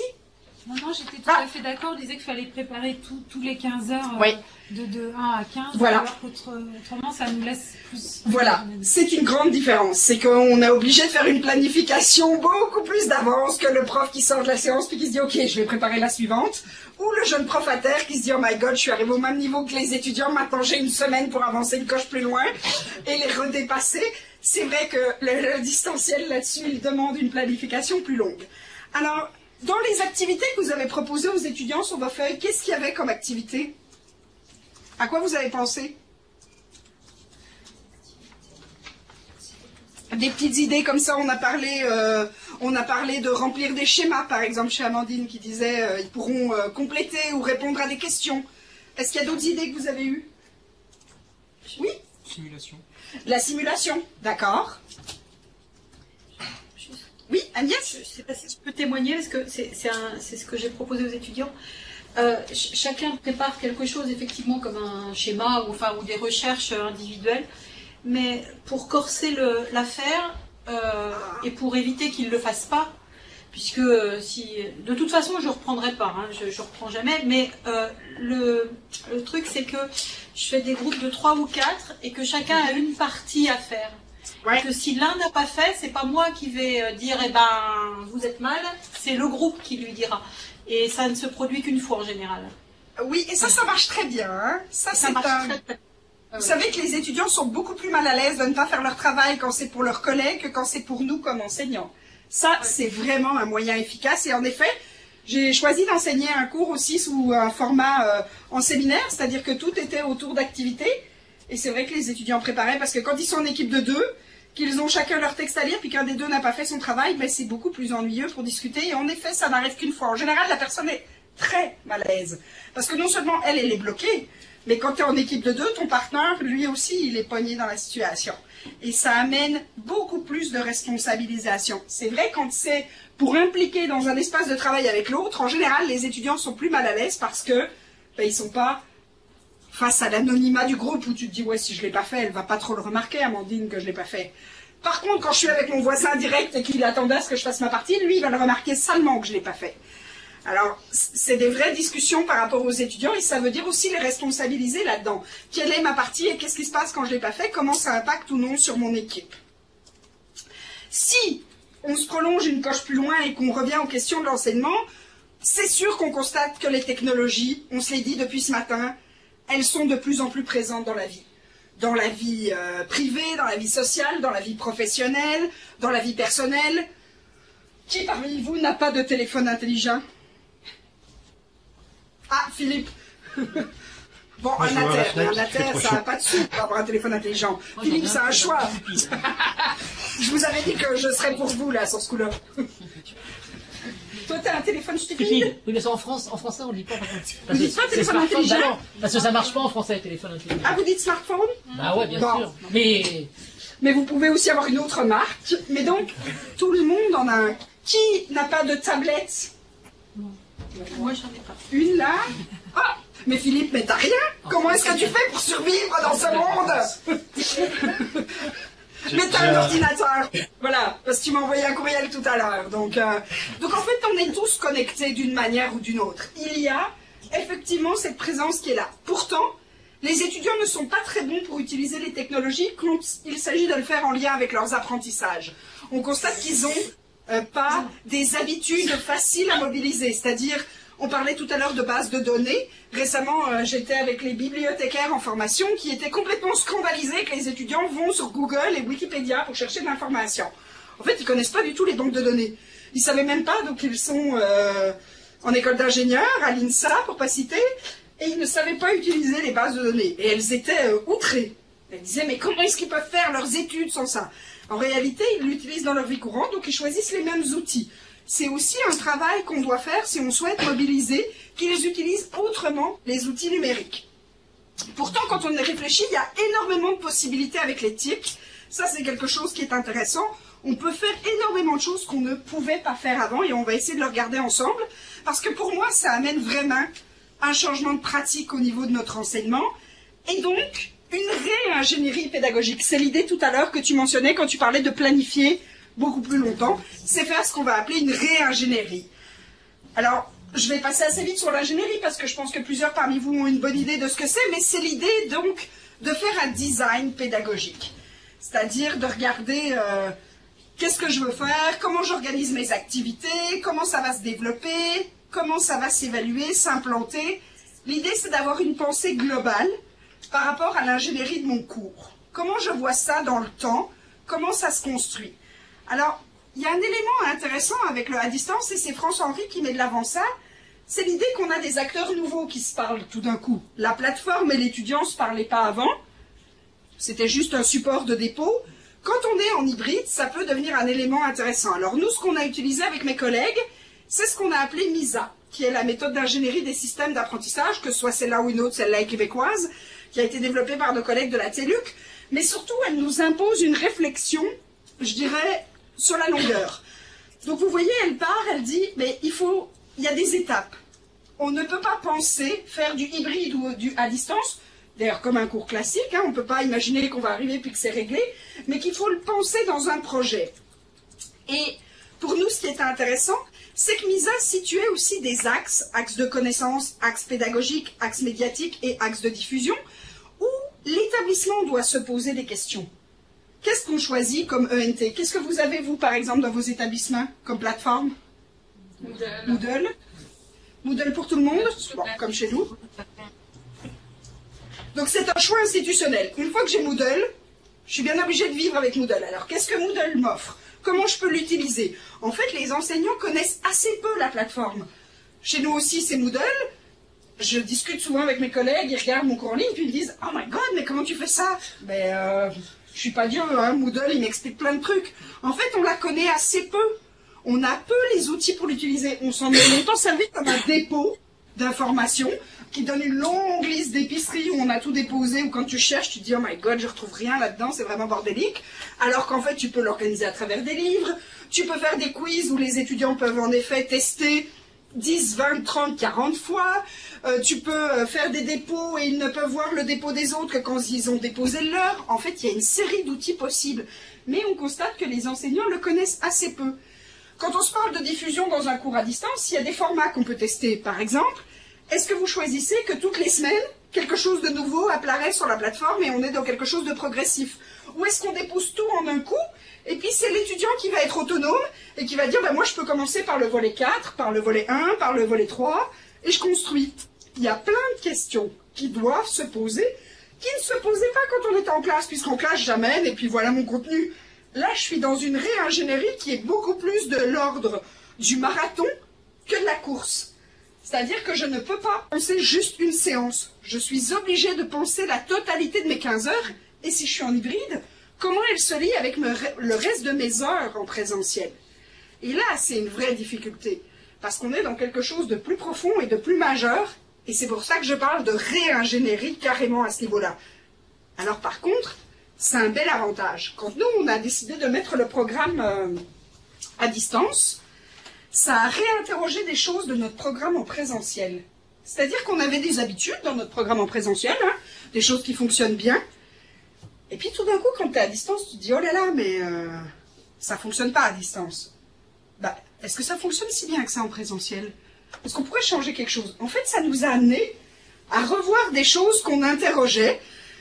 Par contre, des choses qui fonctionnent bien en présentiel qu'on ne pouvait pas faire à distance, mais des choses qu'on a découvertes bénéfiques à distance. Par exemple, à distance, évidemment, les étudiants avaient à réagir sur les forums, par exemple, à des questions.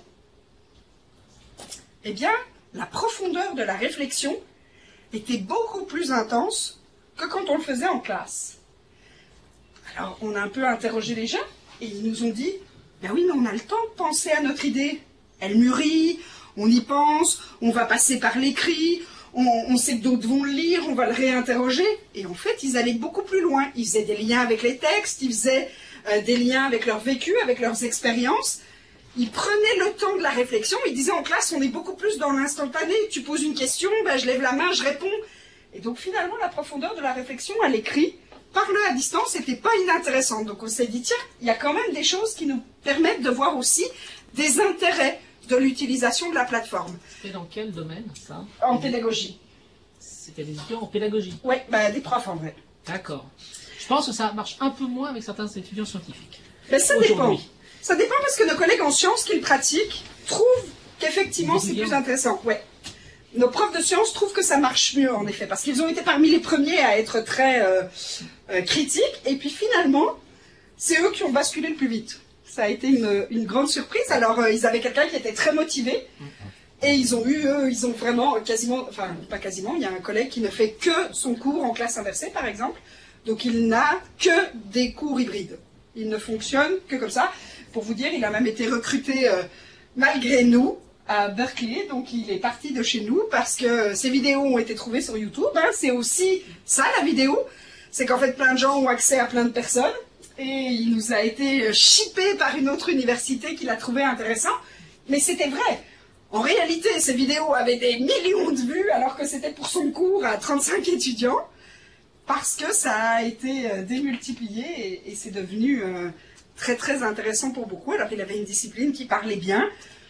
Mais c'est vrai qu'il disait, ça lui a demandé beaucoup de préparation. Et lui, son idée, ça a été de dire, bah, si je le fais une fois, je vais le faire comme du monde, puis je vais le réutiliser. Parce qu'il dit, la première fois, ça a été chronophage. Il ne faut pas rêver, ça prend du temps de faire des bonnes vidéos.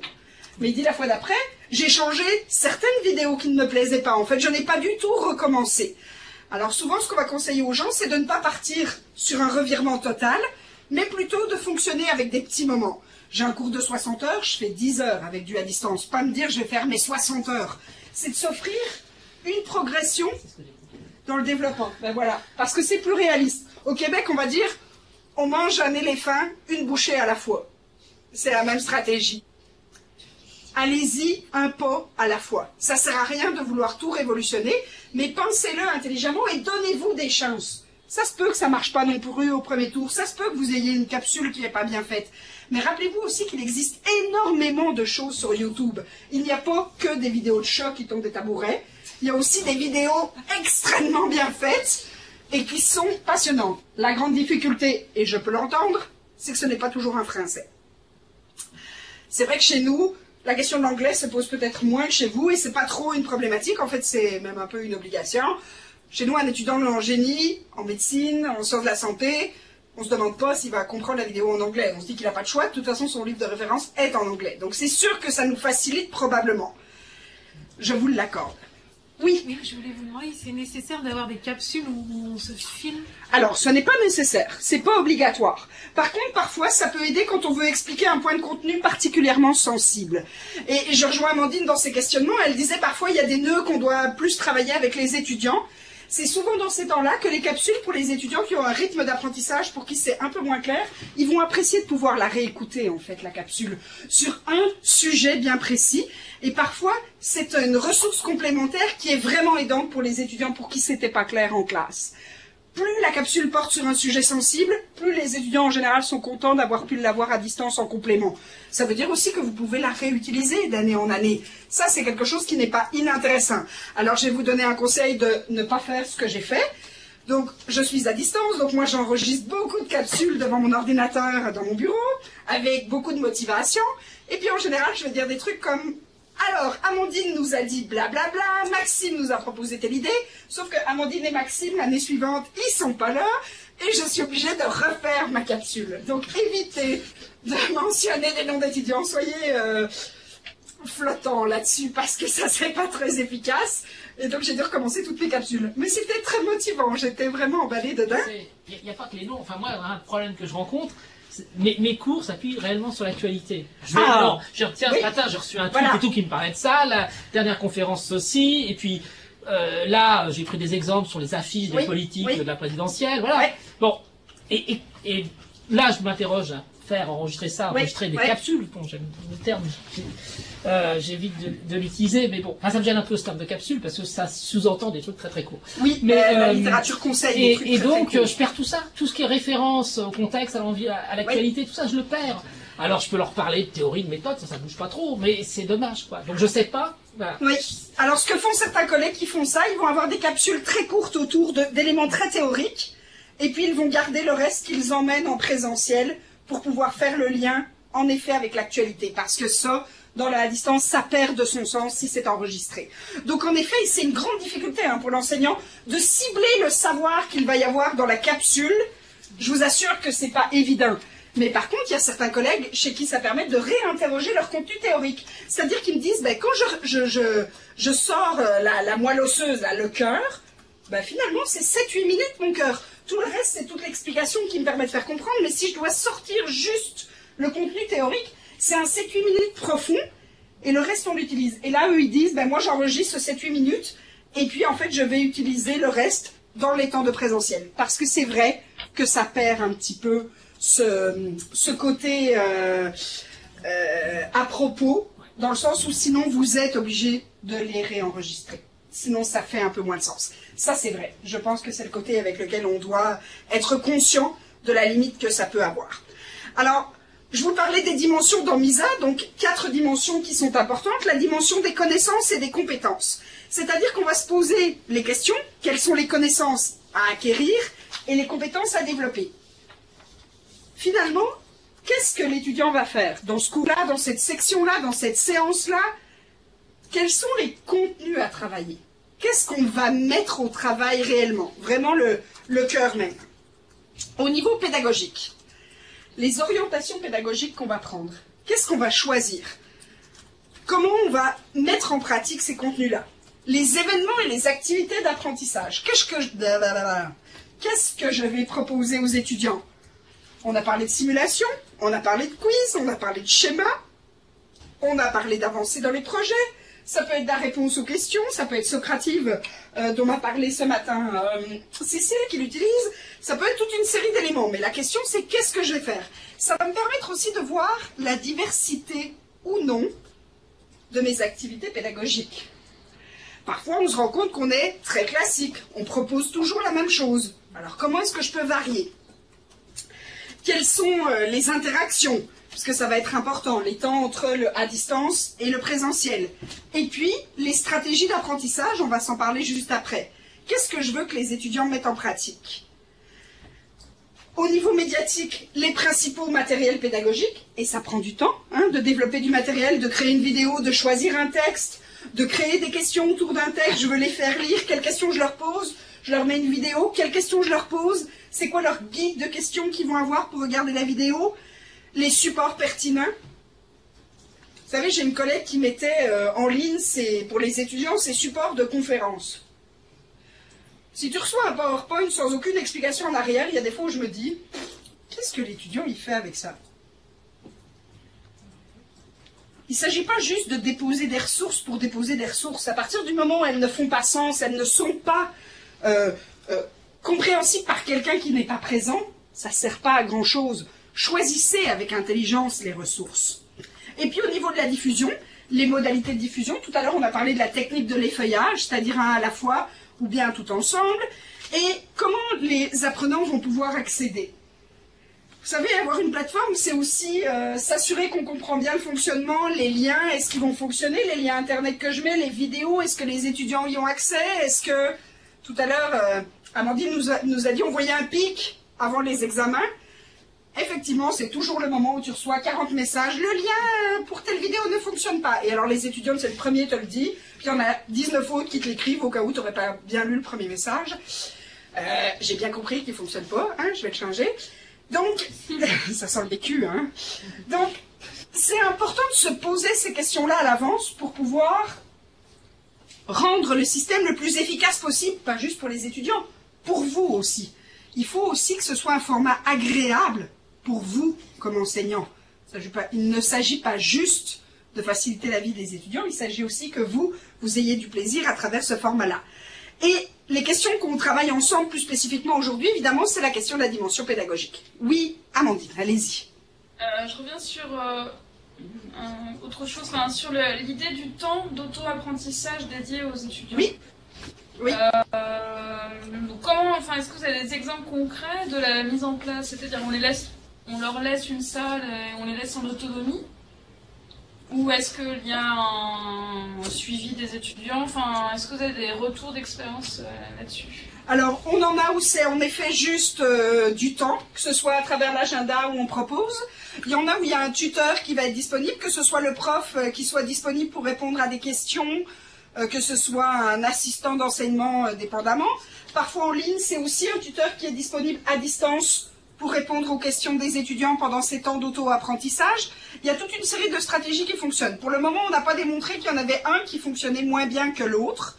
Par contre, on a démontré que s'ils n'étaient pas spécifiquement notés à l'agenda, les étudiants n'avaient pas conscience que c'était des temps d'auto-apprentissage réservés.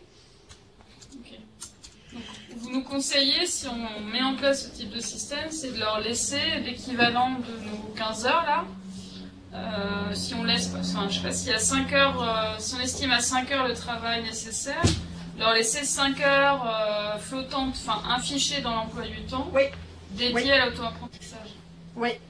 Et en général, c'est sûr que si vous pouvez être disponible à ce moment-là pour les aider dans les questions, ben là, ils ne peuvent pas dire « Ah ben tiens, il n'y avait personne au moment où je l'ai fait. » Non, je dédie un moment, je suis présent ces 5 heures-là. Si toi, tu ne viens pas, ça devient ta responsabilité comme étudiant de ne pas te saisir de ces moments-là pour le faire. C'est extrêmement important que vous puissiez être disponible pour pouvoir répondre à vos questions, aider, orienter, un peu dans une logique de suivi individuel ou collectif. Parfois, les étudiants viennent à 2 ou 3 à ces moments-là, mais que vous soyez disponible, mais c'est à eux de faire la démarche de venir vers vous à ce moment-là. Notre collègue tout à l'heure expliquait qu'elle faisait ça, donc elle laisse ses étudiants, et puis ils peuvent venir au bureau, elle est là, elle est disponible, mais elle dit la première fois qu'elle l'a testé, les étudiants étaient un peu partis, wouhou, elle n'est pas là la prof, et puis tout d'un coup, à la séance 2-3, ils se sont dit, ouais, mais attends, là, si on fait ça tout le temps, ça va merder, hein, parce qu'elle leur a rappelé qu'il y avait une évaluation au bout de la ligne, et tout d'un coup, elle a dit, bah, c'était la file à mon bureau, hein, tout le monde finalement avait des questions.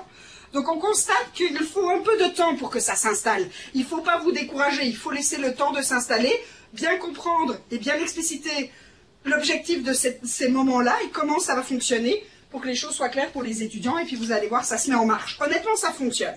Tous les exemples qu'ils ont testés dans les formations que j'ai eu l'occasion de voir, ça a fonctionné. Pas toujours au premier coup, mais il faut s'accrocher par moment. Alors, ici, l'importance, en fait, qu'on voit dans cette dimension, c'est ce qu'on va appeler l'alignement technopédagogique. Est-ce que ça parle à certains d'entre vous, alignement pédagogique, technopédagogique? Non? On va le regarder ensemble, il n'y a pas de problème. Je voulais juste, si vous m'aviez tous dit un grand oui, je ne vous aurais pas répété ça. Alors, je vous montre là-dessus ce qu'on appelle l'alignement pédagogique ou technopédagogique. C'est en fait de pouvoir faire le lien entre les cases du tableau que vous avez regardé tout à l'heure. C'est-à-dire mes apprentissages visés, les stratégies d'enseignement et d'apprentissage que je vais mobiliser et les stratégies d'évaluation. Si vous voyez mon apprentissage visé, c'est ma planification. Si je planifie de travailler, imaginons mon apprentissage que je veux faire développer chez les étudiants, c'est apprendre à débattre. Ok? Si ce que j'utilise comme méthode pédagogique, donc dans mon intervention, c'est l'exposé magistral, uniquement, je ne suis pas sûre que je vais atteindre pleinement mon objectif.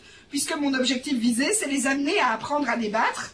Si je ne fais que parler du débat de Platon à nos jours, ça se peut que je ne les aide pas vraiment là-dessus. Et si je choisis pour l'évaluer un questionnaire avec des questions à choix multiples, je ne suis pas sûre de pouvoir dire qu'ils auront développé l'objectif atteint. Et ça veut dire être capable d'aligner ces morceaux. Quelle est la cible d'apprentissage que vous avez pour vos étudiants? Comment vous vous assurez que vous évaluez bien cette cible? Et pour y arriver, qu'est-ce que vous mettez en place? Et ça, pour moi, c'est un point essentiel de l'alignement qu'on va appeler pédagogique. Et quand on lit, évidemment, dans le hybride, il y a la question des outils. Quels outils j'utilise pour faire ça, pour atteindre cet alignement? Pour moi, ça, c'est un point clé. Si aujourd'hui, vous avez un des take-home messages qui est l'alignement pédagogique, et soyons explicites, j'ai atteint mon objectif à moi d'aujourd'hui. Tu vois, j'ai des objectifs modestes, moi. Alors, je suis toujours contente à la fin. Parce que pour moi, c'est vraiment un élément important, cet alignement. Regardez vos cours à la lumière de cet alignement, puis vous allez voir que parfois, vous avez des objectifs que vous ne travaillez pas du tout dans les cours. Parfois, vous allez constater que l'évaluation que vous mettez en place, elle ne vous permet pas d'atteindre vos objectifs, ou elle ne permet pas de valider que vous avez atteint vos objectifs. Pour moi, c'est vraiment une clé pour regarder son cours. Je vous invite fortement à relire vos cours à travers ce triangle tout simple, mais qui, à mon avis, est extrêmement intéressant comme outil pour voir ce qu'on fait. Maintenant, c'est mon conseil, hein, vous en faites ce que vous voulez. Moi, je ne vends pas de tapis. À la fin, même combat, mais j'y crois fortement, et tous les enseignants avec qui j'ai travaillé et qui ont relu leurs cours à la lumière de ce triangle me disent « Ah ouais, ben il y a des trucs, non, ça colle pas du tout. Tiens, tout d'un coup, je me pose la question, mais non, ça colle pas. » Et parfois, ils me disent « Et depuis le début, je sens bien que ce truc-là, il y a quelque chose qui marche pas et je sais pas quoi. » Et en fait, quand on regarde ensemble le triangle, ben, on voit qu'il y a une incohérence quelque part qui crée une espèce de friction, de nœud, de tension qui est difficile à résoudre. Alors, je vous rappelle que l'outil, qu'il soit technologique ou non, ne peut pas faire apprendre. Pas plus que l'enseignant, je vous l'ai dit, c'est un étudiant qui va apprendre et nous, on met en place les conditions qui favorisent cet apprentissage. C'est extrêmement important pour moi. Que vous ayez une plateforme Moodle, que vous choisissiez de l'apprentissage hybride avec des TD, que vous fassiez des capsules uniquement, puis des questions à choix multiples, quel que soit le format, ce n'est pas l'outil. C'est ce que vous allez proposer, c'est ce que vous allez en faire. Vous savez, quand on dit la route tue, ben non, c'est pas la route qui tue, c'est les gens qui conduisent une auto. L'auto, elle a été construite, elle est la même pour tous, c'est ce qu'on va en faire.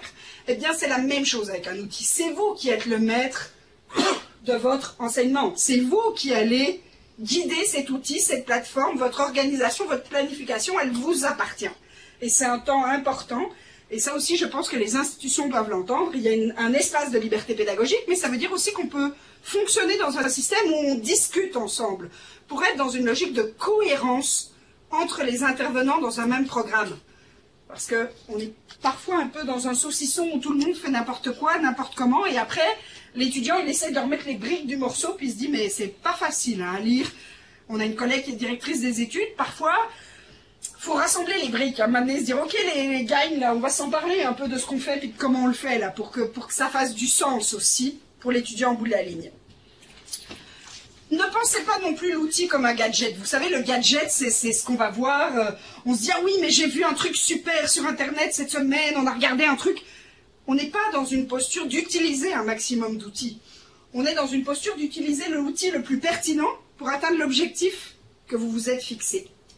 Et donc pour moi, cette petite illustration qui est de Cerdu, avec mon collègue Marcel Lebrun, qui dit, ben voilà, si tu utilises un outil moderne qui est l'aspirateur, la balayeuse, et que tu l'utilises de la même manière que tu utilisais avant la raquette à taper les tapis, ben ça marche pas. En effet, il faut utiliser l'outil pour la manière dont il a été conçu. Donc c'est vrai que Facebook, par exemple, au départ, ce n'est pas un outil d'enseignement et d'apprentissage. Alors si vous voulez l'utiliser dans le cadre de vos cours, comment vous allez l'utiliser? Il va falloir s'interroger parce qu'initialement, ce n'est pas sa visée première. À l'inverse, Moodle, c'est pas un réseau social. C'est une plateforme qui a été pensée en matière d'enseignement et d'apprentissage. Donc ça veut dire que les outils, ils ont des finalités initialement dans lesquelles ils ont été pensés. Comment ceci peut se mettre ensemble? Alors, pour moi, ça nous amène surtout comme enseignants à changer notre rapport à l'enseignement quand on pense hybridation. C'est la première chose. C'est-à-dire que comme enseignant, je dois penser autrement mon métier. Et ça, c'est un vrai changement. C'est pas si facile que ça. C'est facile à dire, c'est moins facile à faire. Donc, il y a un modèle qui peut peut-être vous aider à penser, qui est le SMART. Ah, je vois que certains collègues le connaissent. Est-ce que plusieurs parmi vous le connaissent, le SMART? Non, ben alors c'est vous qui allez pouvoir nous l'expliquer. Oh, l'expliquer, c'est un grand mot. Donc, en fait, c'est un premier temps, il dit, bien, si j'utilise les technologies, je peux substituer. C'est-à-dire que je vais faire la même chose, mais avec l'outil technologique. Assez simple. Au lieu de prendre des notes papier, je vais prendre des notes sur un ordinateur. C'est une substitution. Je peux aller à un niveau supplémentaire qui est augmentation. Et là, ils disent, c'est-à-dire que j'ai une amélioration fonctionnelle. Ben, le fait, par exemple, d'utiliser l'ordinateur par rapport à la machine à écrire quand vous rédigez un mémoire, hein, Philippe qui est avec les étudiants master et doctorat, ben, c'est quand même vachement plus facile avec l'ordinateur quand tu fais des copier-coller, que tu déplaces des sections, que quand tu étais à la machine à écrire où tu réécrivais tes pages. Donc il y a eu une réelle amélioration de ce point de vue-là. On est dans une véritable augmentation. Et Puente-Udra, oui, il dit, ça c'est ce qu'on va appeler de l'ordre de l'amélioration. Puis il dit, il y a un deuxième niveau. Il a fait un modèle assez simple, hein, en disant, après ça on peut faire une modification. C'est-à-dire qu'avec les outils, je peux reconfigurer ma tâche vraiment de manière intéressante et faire des choses qui font plus de sens que ce que je faisais auparavant. Et là, par exemple, si on pense aux questions à choix multiples, un des avantages qu'on peut avoir, c'est la correction automatique. C'est-à-dire que quand l'étudiant a une mauvaise réponse, par exemple, on peut avoir une petite fenêtre qui s'ouvre, ou une bonne d'ailleurs, et qui donne une information directe. Et là, on est dans une rétroaction automatique à une question. Ça peut devenir un élément intéressant, et pour l'enseignant, et pour l'étudiant. Et puis le dernier niveau, c'est la redéfinition. Là, il va dire, c'est au niveau de la transformation. La redéfinition, par exemple, c'est de se dire, bah, depuis Google Earth, il y a des choses que je peux faire en classe que je ne pouvais pas faire avant que ça existe. Ça a vraiment permis de travailler de nouvelles choses qui étaient infaisables avant. Et ce modèle-là, il montre que comme enseignant, on peut graduellement progresser. Rappelez-vous mon éléphant puis mes petites bouchées. On part et on avance d'un pas à l'autre. Parfois, on va reculer sur certaines choses, mais on est vraiment dans une logique de processus et de réflexion progressive pour l'enseignant qui amène des changements. Ça, c'est important pour moi que vous ne soyez pas dans la logique de tout vouloir changer. Alors, si certains parmi vous ont envie de prendre leur bâton de pèlerin puis de dire « moi, je m'en vais directement plus loin », c'est correct, mais ne vous forcez pas non plus à ne choisir que des choses qui ne vous parlent pas. Il faut quand même que vous vous retrouviez là-dedans. Ça fait partie de votre identité d'enseignant que de pouvoir progresser au sein de l'utilisation des nouvelles technologies, mais en vous sentant un minimum en sécurité. Si vous ne vous sentez pas sécure, ça se ressentira et ça va être difficile à mettre en place avec vos étudiants. Donc, allez-y progressivement. Évidemment, quand on se parle d'enseignement, il y a forcément la barrière de l'autre côté qui est l'apprentissage. Ce matin, je vous l'ai promis, on va parler de stratégie. En ligne, ça change quoi pour les étudiants?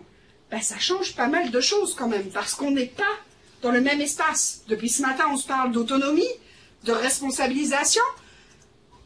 Le fait de ne pas toujours avoir accès à l'enseignant, c'est l'une des causes numéro 1 aussi de l'angoisse dans le à distance. L'étudiant qui dit « Oui, mais le prof n'est pas là quand je regarde la vidéo. Il n'est pas là pour avoir accès à lui, à sa réponse, à son savoir. » Alors vous comprendrez bien que ça vient en général chez les étudiants les plus performants, qui sont à nouveau les plus angoissés. Particulièrement les filles, en général, ce besoin d'avoir accès à l'enseignant. Alors, je vous l'ai dit tout à l'heure, on a une relation entre des nouveaux acteurs. La plateforme et l'étudiant, quand on est en hybridation, devient essentielle. Ça veut dire aussi pour l'étudiant maîtriser son environnement numérique d'apprentissage. Combien d'étudiants vous disent « Ah bon, c'était sur Moodle, mais j'ai pas vu où, là, comment ça marche ?» Vous savez, moi je fais des livres sur Moodle, je suis obligée de leur faire une vidéo qui leur explique que c'est un livre. Donc s'ils voient que 3 points, c'est parce qu'il faut cliquer sur le chapitre suivant. Ah, je me demandais aussi, ben oui, je t'ai offert 20 heures de formation pour faire 3 sous-points, la lecture d'un texte de 2 pages, une réaction sur le forum, puis un quiz. Tu me prends vraiment pour une nouille, forcément il y a plus que ça à faire. Réfléchis, cherche un peu. Mais en fait, ils regardent très peu. Ils s'attendent à ce que je leur dise « Ok, passe à la page suivante. » Ah bon?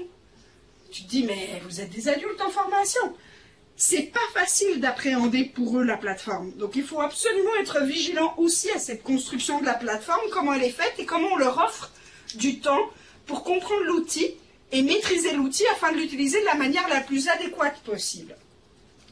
Et là, on entre dans ce qu'on a discuté aussi depuis ce matin, l'autonomie versus le contrôle qu'on va donner aux acteurs. Comment je les amène à évoluer dans cette plateforme? Est-ce que je fais tellement du pas à pas que finalement je les prends par la main, je les emmène? Alors je contrôle, mais est-ce que je développe leur autonomie? Est-ce que je leur donne le goût? Et là on voit une différence entre en effet les étudiants de première année puis les étudiants de 4e année. On voit aussi une différence pour les étudiants pour qui c'est le premier cours, en format hybride ou à distance, et les étudiants dont c'est le 10e cours. Il y a un mois, il y a une étudiante qui m'a dit « Je ne comprends pas bien la différence entre le forum et un courriel. » C'est son 9e cours en ligne. Je m'interroge un peu ce que mes collègues précédents ont fait. Comment tu peux toujours pas savoir, après 8 fois 45 heures, la différence entre un courriel et un forum? Pour moi, ça, c'est vraiment quand même de l'ordre d'une grande interrogation. Donc je crois qu'il ne faut jamais penser que tout est gagné. Il faut être très explicite par rapport... Philippe, est-ce que tu es en train de dire que toi non plus, tu ne connais pas la différence entre un forum et un courriel? Non, il fait un cours de vocabulaire. Et au Québec, il dit c'est pas une 100 watts. Oui, c'est ça. On peut le dire demain, mais effectivement, il est un peu comme ça. Donc, c'est important de ne pas nier cette explicitation qui n'est pas toujours aussi évidente que ce qu'on peut imaginer. Alors, vous, quand vous apprenez quelque chose, comment vous faites? Quand vous devez apprendre quelque chose, là, vous faites quoi? C'est une bonne question, hein? Vous vous rappelez pas? Ben bravo! Non, on n'apprend plus, c'est pire! Un papier, un crayon. Et alors, qu'est-ce que tu fais avec ton papier-crayon, Amandine? Je reschématise. Moi, je passe beaucoup par la schématisation. Oui. Donc, j'essaie de faire la des schématisation. liens avec l'organigramme. Voilà. Effectivement, c'est une stratégie cognitive qui est déjà de haut niveau. D'autres choses que vous faites? On dort. On dort.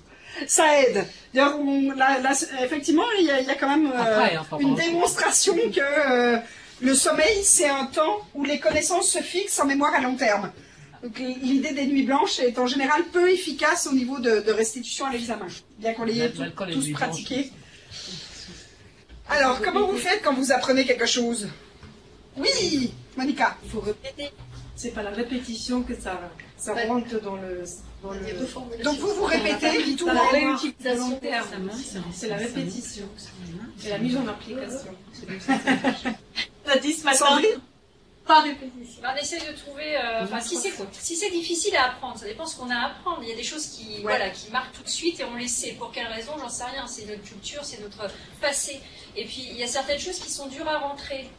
Donc, du coup, là, il faut trouver plusieurs... là, on est dans la neurotransmission au niveau cognitif et du cerveau. Donc, il faut trouver plusieurs astuces pour... alors, il y a le dessin, il y a le schéma, il y a tout un tas de choses. Et c'est là où il faut des méthodes, en fait. Mais il y a un élément important que tu as mentionné, c'est la diversité en fonction du contenu à apprendre. Et on va y revenir parce que ça, c'est un point clé. Oui, il y avait quelqu'un d'autre et tout. Allez-y. Oui. Moi, je pense que c'est aussi la concentration pour apprendre. Se concentrer. Oui. Bonnes idées. D'autres idées? La métaphore, effectivement. Stratégie. La mise en situation. La mise en situation. Monica?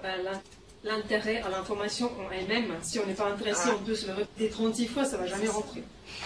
Effectivement, plus vous allez être intéressé, plus vous allez d'ailleurs vivre une concentration, elles vont souvent de pair, plus ça va fonctionner.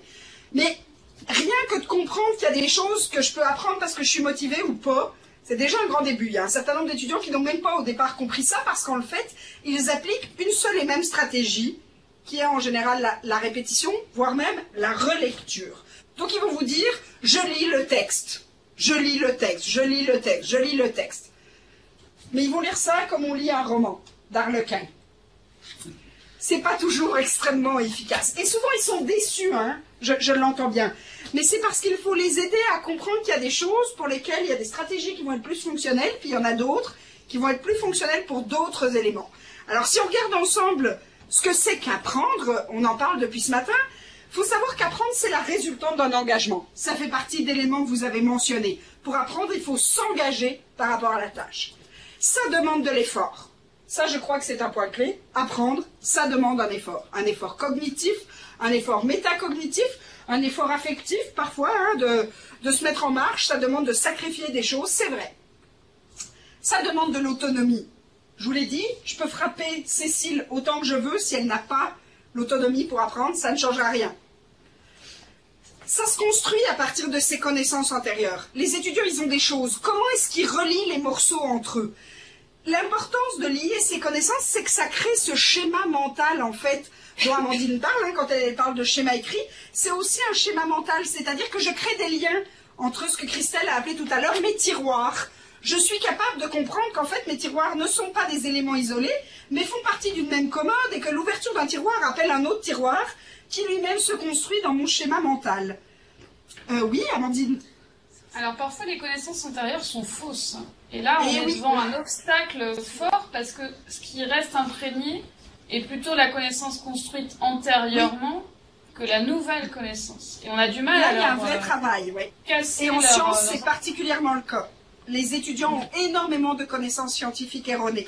Et la première chose à faire, c'est de déconstruire la connaissance antérieure avant de construire une nouvelle. Si vous passez uniquement par donner la nouvelle, ça ne suffira pas pour déconstruire la connaissance antérieure. Donc il va y avoir un travail à faire pour démontrer qu'elle n'est pas vraie. Et ça, c'est un vrai enjeu. Ça veut dire passer plus de temps que ce qu'on imagine, parce qu'en fait, c'est difficile de déconstruire quelque chose. C'est difficile de se dire, ok, ce que j'avais stabilisé, c'est plus le cas. Ça demande beaucoup de travail. On le voit, par exemple, autour d'un grand débat qu'est la nouvelle orthographe. C'est très difficile, parfois, pour les étudiants qui ont appris avec l'ancienne orthographe dans leur système. Nous, par exemple, on leur impose la nouvelle orthographe. Le switch est extrêmement compliqué parce que ce sont des apprentissages qui ont été ancrés depuis longtemps. Et là, c'est pas une connaissance erronée, c'est une connaissance à remplacer. Ça ne veut pas dire que la leur est mauvaise, mais ça veut dire qu'on leur demande de faire appel à autre chose. Et c'est très difficile parce qu'en fait, plus c'est devenu un réflexe et une logique, plus il va y avoir un travail de déconstruction. À travers des exemples, des mises en situation qui permettent de démontrer que la connaissance ne fonctionne pas dans l'état X ou Y. Mais c'est un vrai enjeu. Et en sciences, c'est une vraie problématique, en effet. Le climat de travail. Il faut que le climat soit favorable. Ça, c'est ce qui va faire du bien pour apprendre. C'est-à-dire qu'il faut être dans un climat où on se sent sécuritaire, y compris pour les étudiants. Affectivement, il faut qu'ils soient à un moment où ils sont bien. Les émotions sont bonnes pour apprendre, mais pas quand elles sont excessives. Si je suis trop en amour, si je suis trop en tristesse, si je suis trop en colère, si je suis trop énervé, ça ne fonctionne pas. Mais si j'ai aucune émotion, j'ai un côté un peu larvaire, eh bien, c'est pas très efficace non plus. Il faut avoir un seuil de tension affective qui vous permet de vous mettre en action pour faire l'apprentissage, pour s'engager cognitivement. Les interactions, on constate que quand il y a interaction, l'apprentissage est plus facile, y compris pour le changement des connaissances antérieures d'ailleurs. C'est souvent dans l'interaction ou avec l'enseignant ou avec les pairs qu'on a une solidité de l'apprentissage qui se fait. Et c'est là qu'on voit de plus en plus apparaître des étudiants qui vont travailler en équipe autour des questions d'apprentissage. Les processus d'évaluation. Ce matin, on se parlait d'auto-évaluation et de co-évaluation ou évaluation par les pairs. L'évaluation, c'est un moment pour faire le point sur ces apprentissages et donc pour favoriser un passage à un stade suivant. Et l'idée des stratégies varie. Je vous en parle depuis ce matin, cette fois c'est vrai, on y arrive. Les stratégies affectives. On sait maintenant à peu près depuis, on n'est pas loin d'une trentaine d'années, que les stratégies affectives, elles deviennent importantes pour apprendre. Le prof, c'est un facteur qui favorise ou non l'apprentissage. Je l'aime bien, je l'aime pas, ça va faire la différence. Pourquoi? Parce que si je l'aime pas, je le respecte pas, j'ai tendance à m'en foutre d'avoir une mauvaise note. Il m'intéresse pas, j'ai pas envie de travailler avec lui. Si par contre je sais qu'un jour j'aimerais qu'il soit un directeur de recherche si je m'en vais en master, eh bien tout d'un coup on constate que les étudiants vont mettre plus d'efforts, être plus attentifs, plus soigner leurs documents de peur que l'enseignant se rappelle un jour qu'ils ont été là. Donc on constate que ces stratégies affectives vis-à-vis d'autrui ou vis-à-vis d'eux-mêmes, elles sont à mobiliser en matière d'apprentissage. Par contre vous avez peut-être pas toujours de pouvoir dessus. Et en ligne, elles sont importantes, puisque je n'ai pas toujours accès à l'autre. Les stratégies cognitives classiques, répétées. C'est pas toujours très efficace, on va s'entendre. Mais c'est une des stratégies qui peut être efficace dépendamment du contenu. Ça fait le lien avec le commentaire de Sandrine. Autre stratégie, sélectionner l'information. Et quand je suis face à une diversité d'informations potentielles, on a parlé du web tout à l'heure comme étant une source d'information, qu'est-ce que je sélectionne comme chose importante ? Puis c'est drôle parce que à distance, il a aussi, ou l'hybride, il a aussi pour caractéristique que les enseignants peuvent mettre beaucoup de ressources. Et au début, on constatait que les étudiants mettaient plein. Puis il y avait des étudiants qui disaient « mais j'ai pas le temps de tout faire, j'ai pas le temps de tout lire ». Évidemment, il y avait 100 questions d'un bord, 12 articles de l'autre bord. En fait, les profs, ils disaient « ben oui, mais vous allez choisir ce que vous avez envie de lire ». Eh ben non, t'as des étudiants qui prenaient tout. Et là, ils disaient « mais c'est ingérable, j'arriverai jamais au bout ». En fait, le prof s'était imaginé qu'ils allaient sélectionner les ressources qui leur parlaient le plus, dire bah, si toi c'est la vidéo, tu vas prendre une vidéo, si toi c'est le texte, tu vas choisir un texte. Eh bien, il y avait des étudiants qui faisaient tout. Et là, ça créait une surcharge cognitive majeure. Et puis, il y avait des étudiants qui disaient bah, comme j'ai pas le temps de faire tout, autant faire rien. Ben, ça, c'était l'autre extrême. Et donc, sélectionner l'information, c'est un véritable enjeu pour certains étudiants. Pour vous donner des exemples, plusieurs fois, je leur ai proposé de me donner les questions d'examen que je pourrais leur poser, en disant, mais c'est quoi l'information essentielle versus accessoire? Eh bien, parfois, c'est pas très rassurant. Hein. Tu te dis, oh là là, c'est ça que tu considères comme un essentiel. Alors, parfois, peut-être que vous y avez passé beaucoup de temps, et qu'ils se disent, bah, si elle y a passé autant de temps, c'est que c'est important, alors que ça l'est pas. Donc, ça peut réinterroger aussi nos pratiques. Mais pour eux, c'est pas toujours évident de discriminer cette information. Décomposer une information complexe pour la regarder en plus petits morceaux.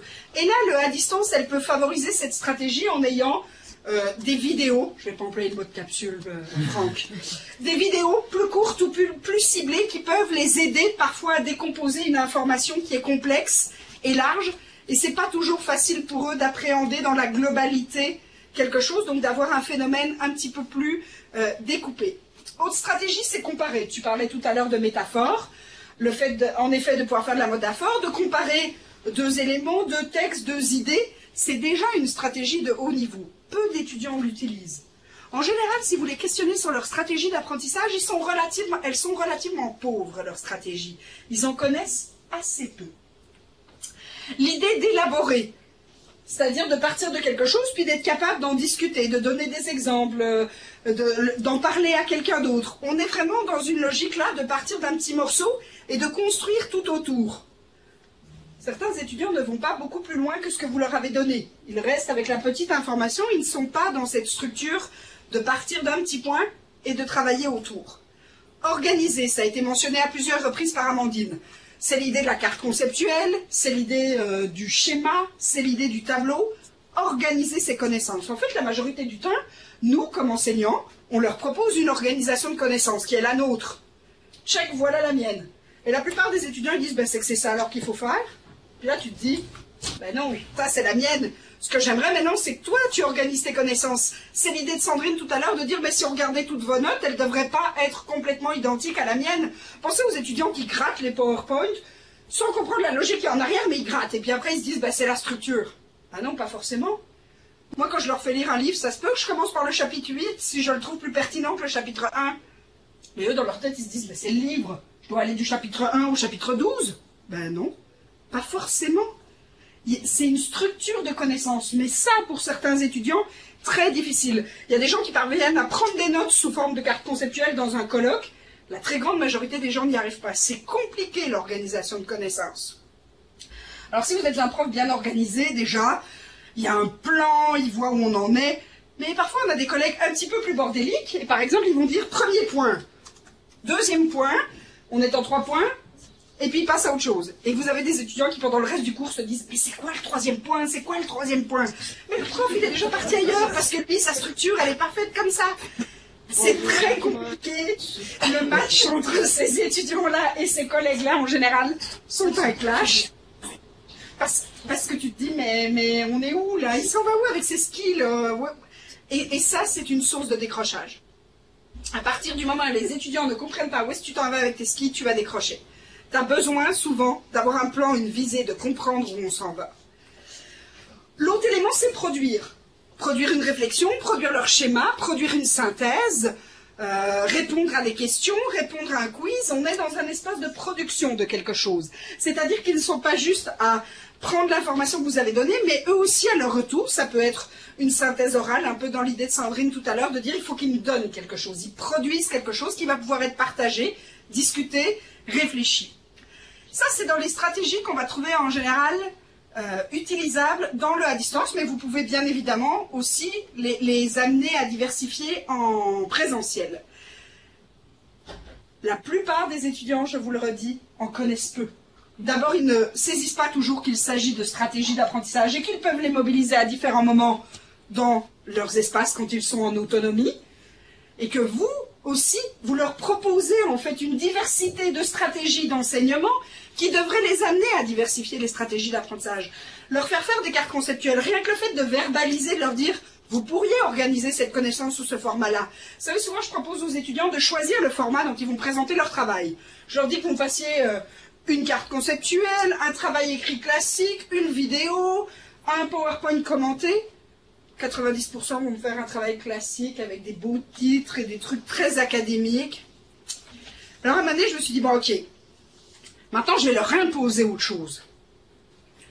Ouh là là, prof d'université, ah mais moi j'aime pas faire des cartes conceptuelles, hein, ça me tente pas. Ah, ça me tente pas, mais je vais quand même t'obliger à le faire. Et pourquoi? C'est parce que toi, quand tu imposes à ton étudiant un rapport de laboratoire, si ça lui parle pas, ben oui, mais quand même. J'ai déjà une prof qui est venue pleurer dans mon bureau parce qu'elle m'a prétendu qu'elle avait eu une moins bonne note parce que je lui avais demandé une carte conceptuelle quand même. Tu te dis, attends, on va ramener l'église au milieu du village, ça n'a aucun impact, hein. Elle travaille quand même, elle va pas perdre sa job, la notation n'a aucun impact. Mais ça nous démontre à quel point c'est difficile de bouger de nos stratégies et que parfois, il faut nous forcer pour en découvrir de nouvelles. C'est ce qui va faire la différence. Et puis, tout ce qui est traduire, c'est-à-dire dire dans d'autres mots, c'est un peu aussi ce que Sandrine a mentionné tout à l'heure, d'utiliser ses propres mots pour faire passer une idée, et non pas d'être dans la logique du répétiteur, mais de traduire dans nos mots l'idée qu'il y a en arrière. Et on le sent beaucoup quand on est dans les exposés oraux. Parfois, les étudiants, ils vous répètent un truc, et puis quand tu grattes un peu avec une ou deux questions, ça commence à flotter, parce qu'ils ont appris par cœur, et là, ils se disent, ben en fait... Et puis ils vont te répéter la même chose, et tu vois bien que c'est un apprentissage par cœur, mais que si tu gratouilles, ça a tendance à s'effondrer. Or, le fait d'être capable d'expliquer dans ses propres mots quelque chose, c'est une démonstration tout de même de la compréhension que tu as de la notion, du concept ou de ce qui est proposé. Alors, de l'autre côté, j'ai envie de dire, ou sous un autre angle, ce sont les stratégies métacognitives. Donc, c'est l'idée de réfléchir sur ce qu'on fait. Mobiliser ses connaissances antérieures. Rien que ça, quand les étudiants sont capables de comprendre qu'ils vont mobiliser leurs connaissances antérieures pour répondre à la résolution de problèmes et qu'ils vont les faire évoluer, on est déjà dans un point plus loin. Vous savez que beaucoup d'étudiants, ils arrivent, puis ils ne s'imaginent pas qu'on va utiliser ce qu'ils ont fait avant. Et donc des fois, ils vont vous dire « Ah ben non, mais moi je ne comprenais pas qu'il fallait réutiliser ce qu'on avait vu dans le cours d'Agnès pour aller dans le cours d'Amandine. Là, on n'est pas dans le cours d'Agnès, là, on est dans le cours d'Amandine. » Tu te dis, oui, mais attends, mon chat, c'est pas un mur fermé, là. Ce que vous avez fait avec l'une, il faut l'utiliser avec l'autre. On va les remobiliser. Ça, pour certains, c'est un véritable défi. Et des fois, ils sont pas contents. Ils vont dire, oui, mais ça, c'était pas l'objet du cours. Hein. Ça, c'était ce qu'on avait vu chez l'autre personne. C'est pas juste, vous avez posé une question. C'est pas juste. Ah ouais.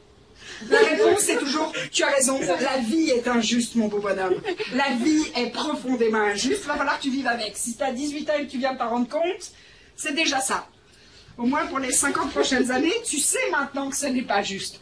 Mais parce qu'en fait, ça ne fait pas de sens, ce découpage. Et donc là, il y a un vrai travail à faire autour de ça.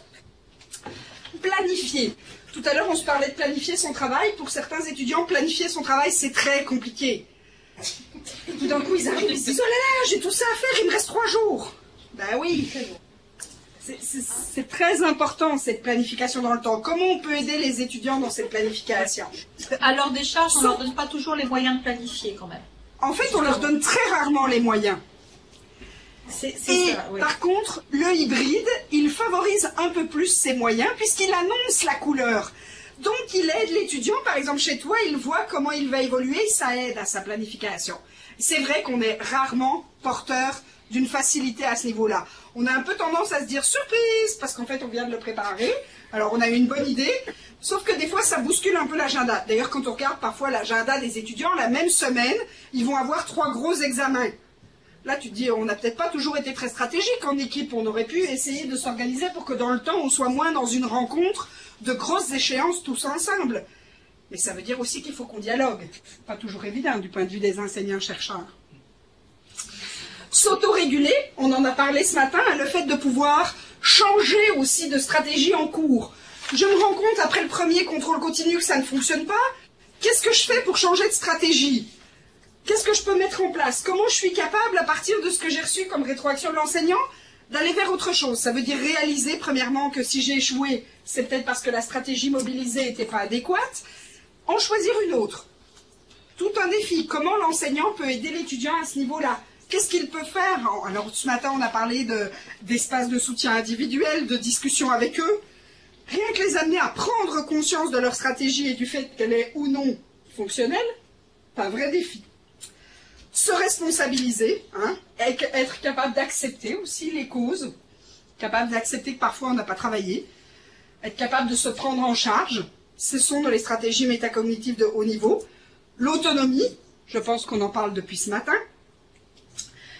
Et puis, quand on revient à ça, si on regarde ce qu'on veut faire, c'est en fait de les amener à penser l'apprentissage avant tout.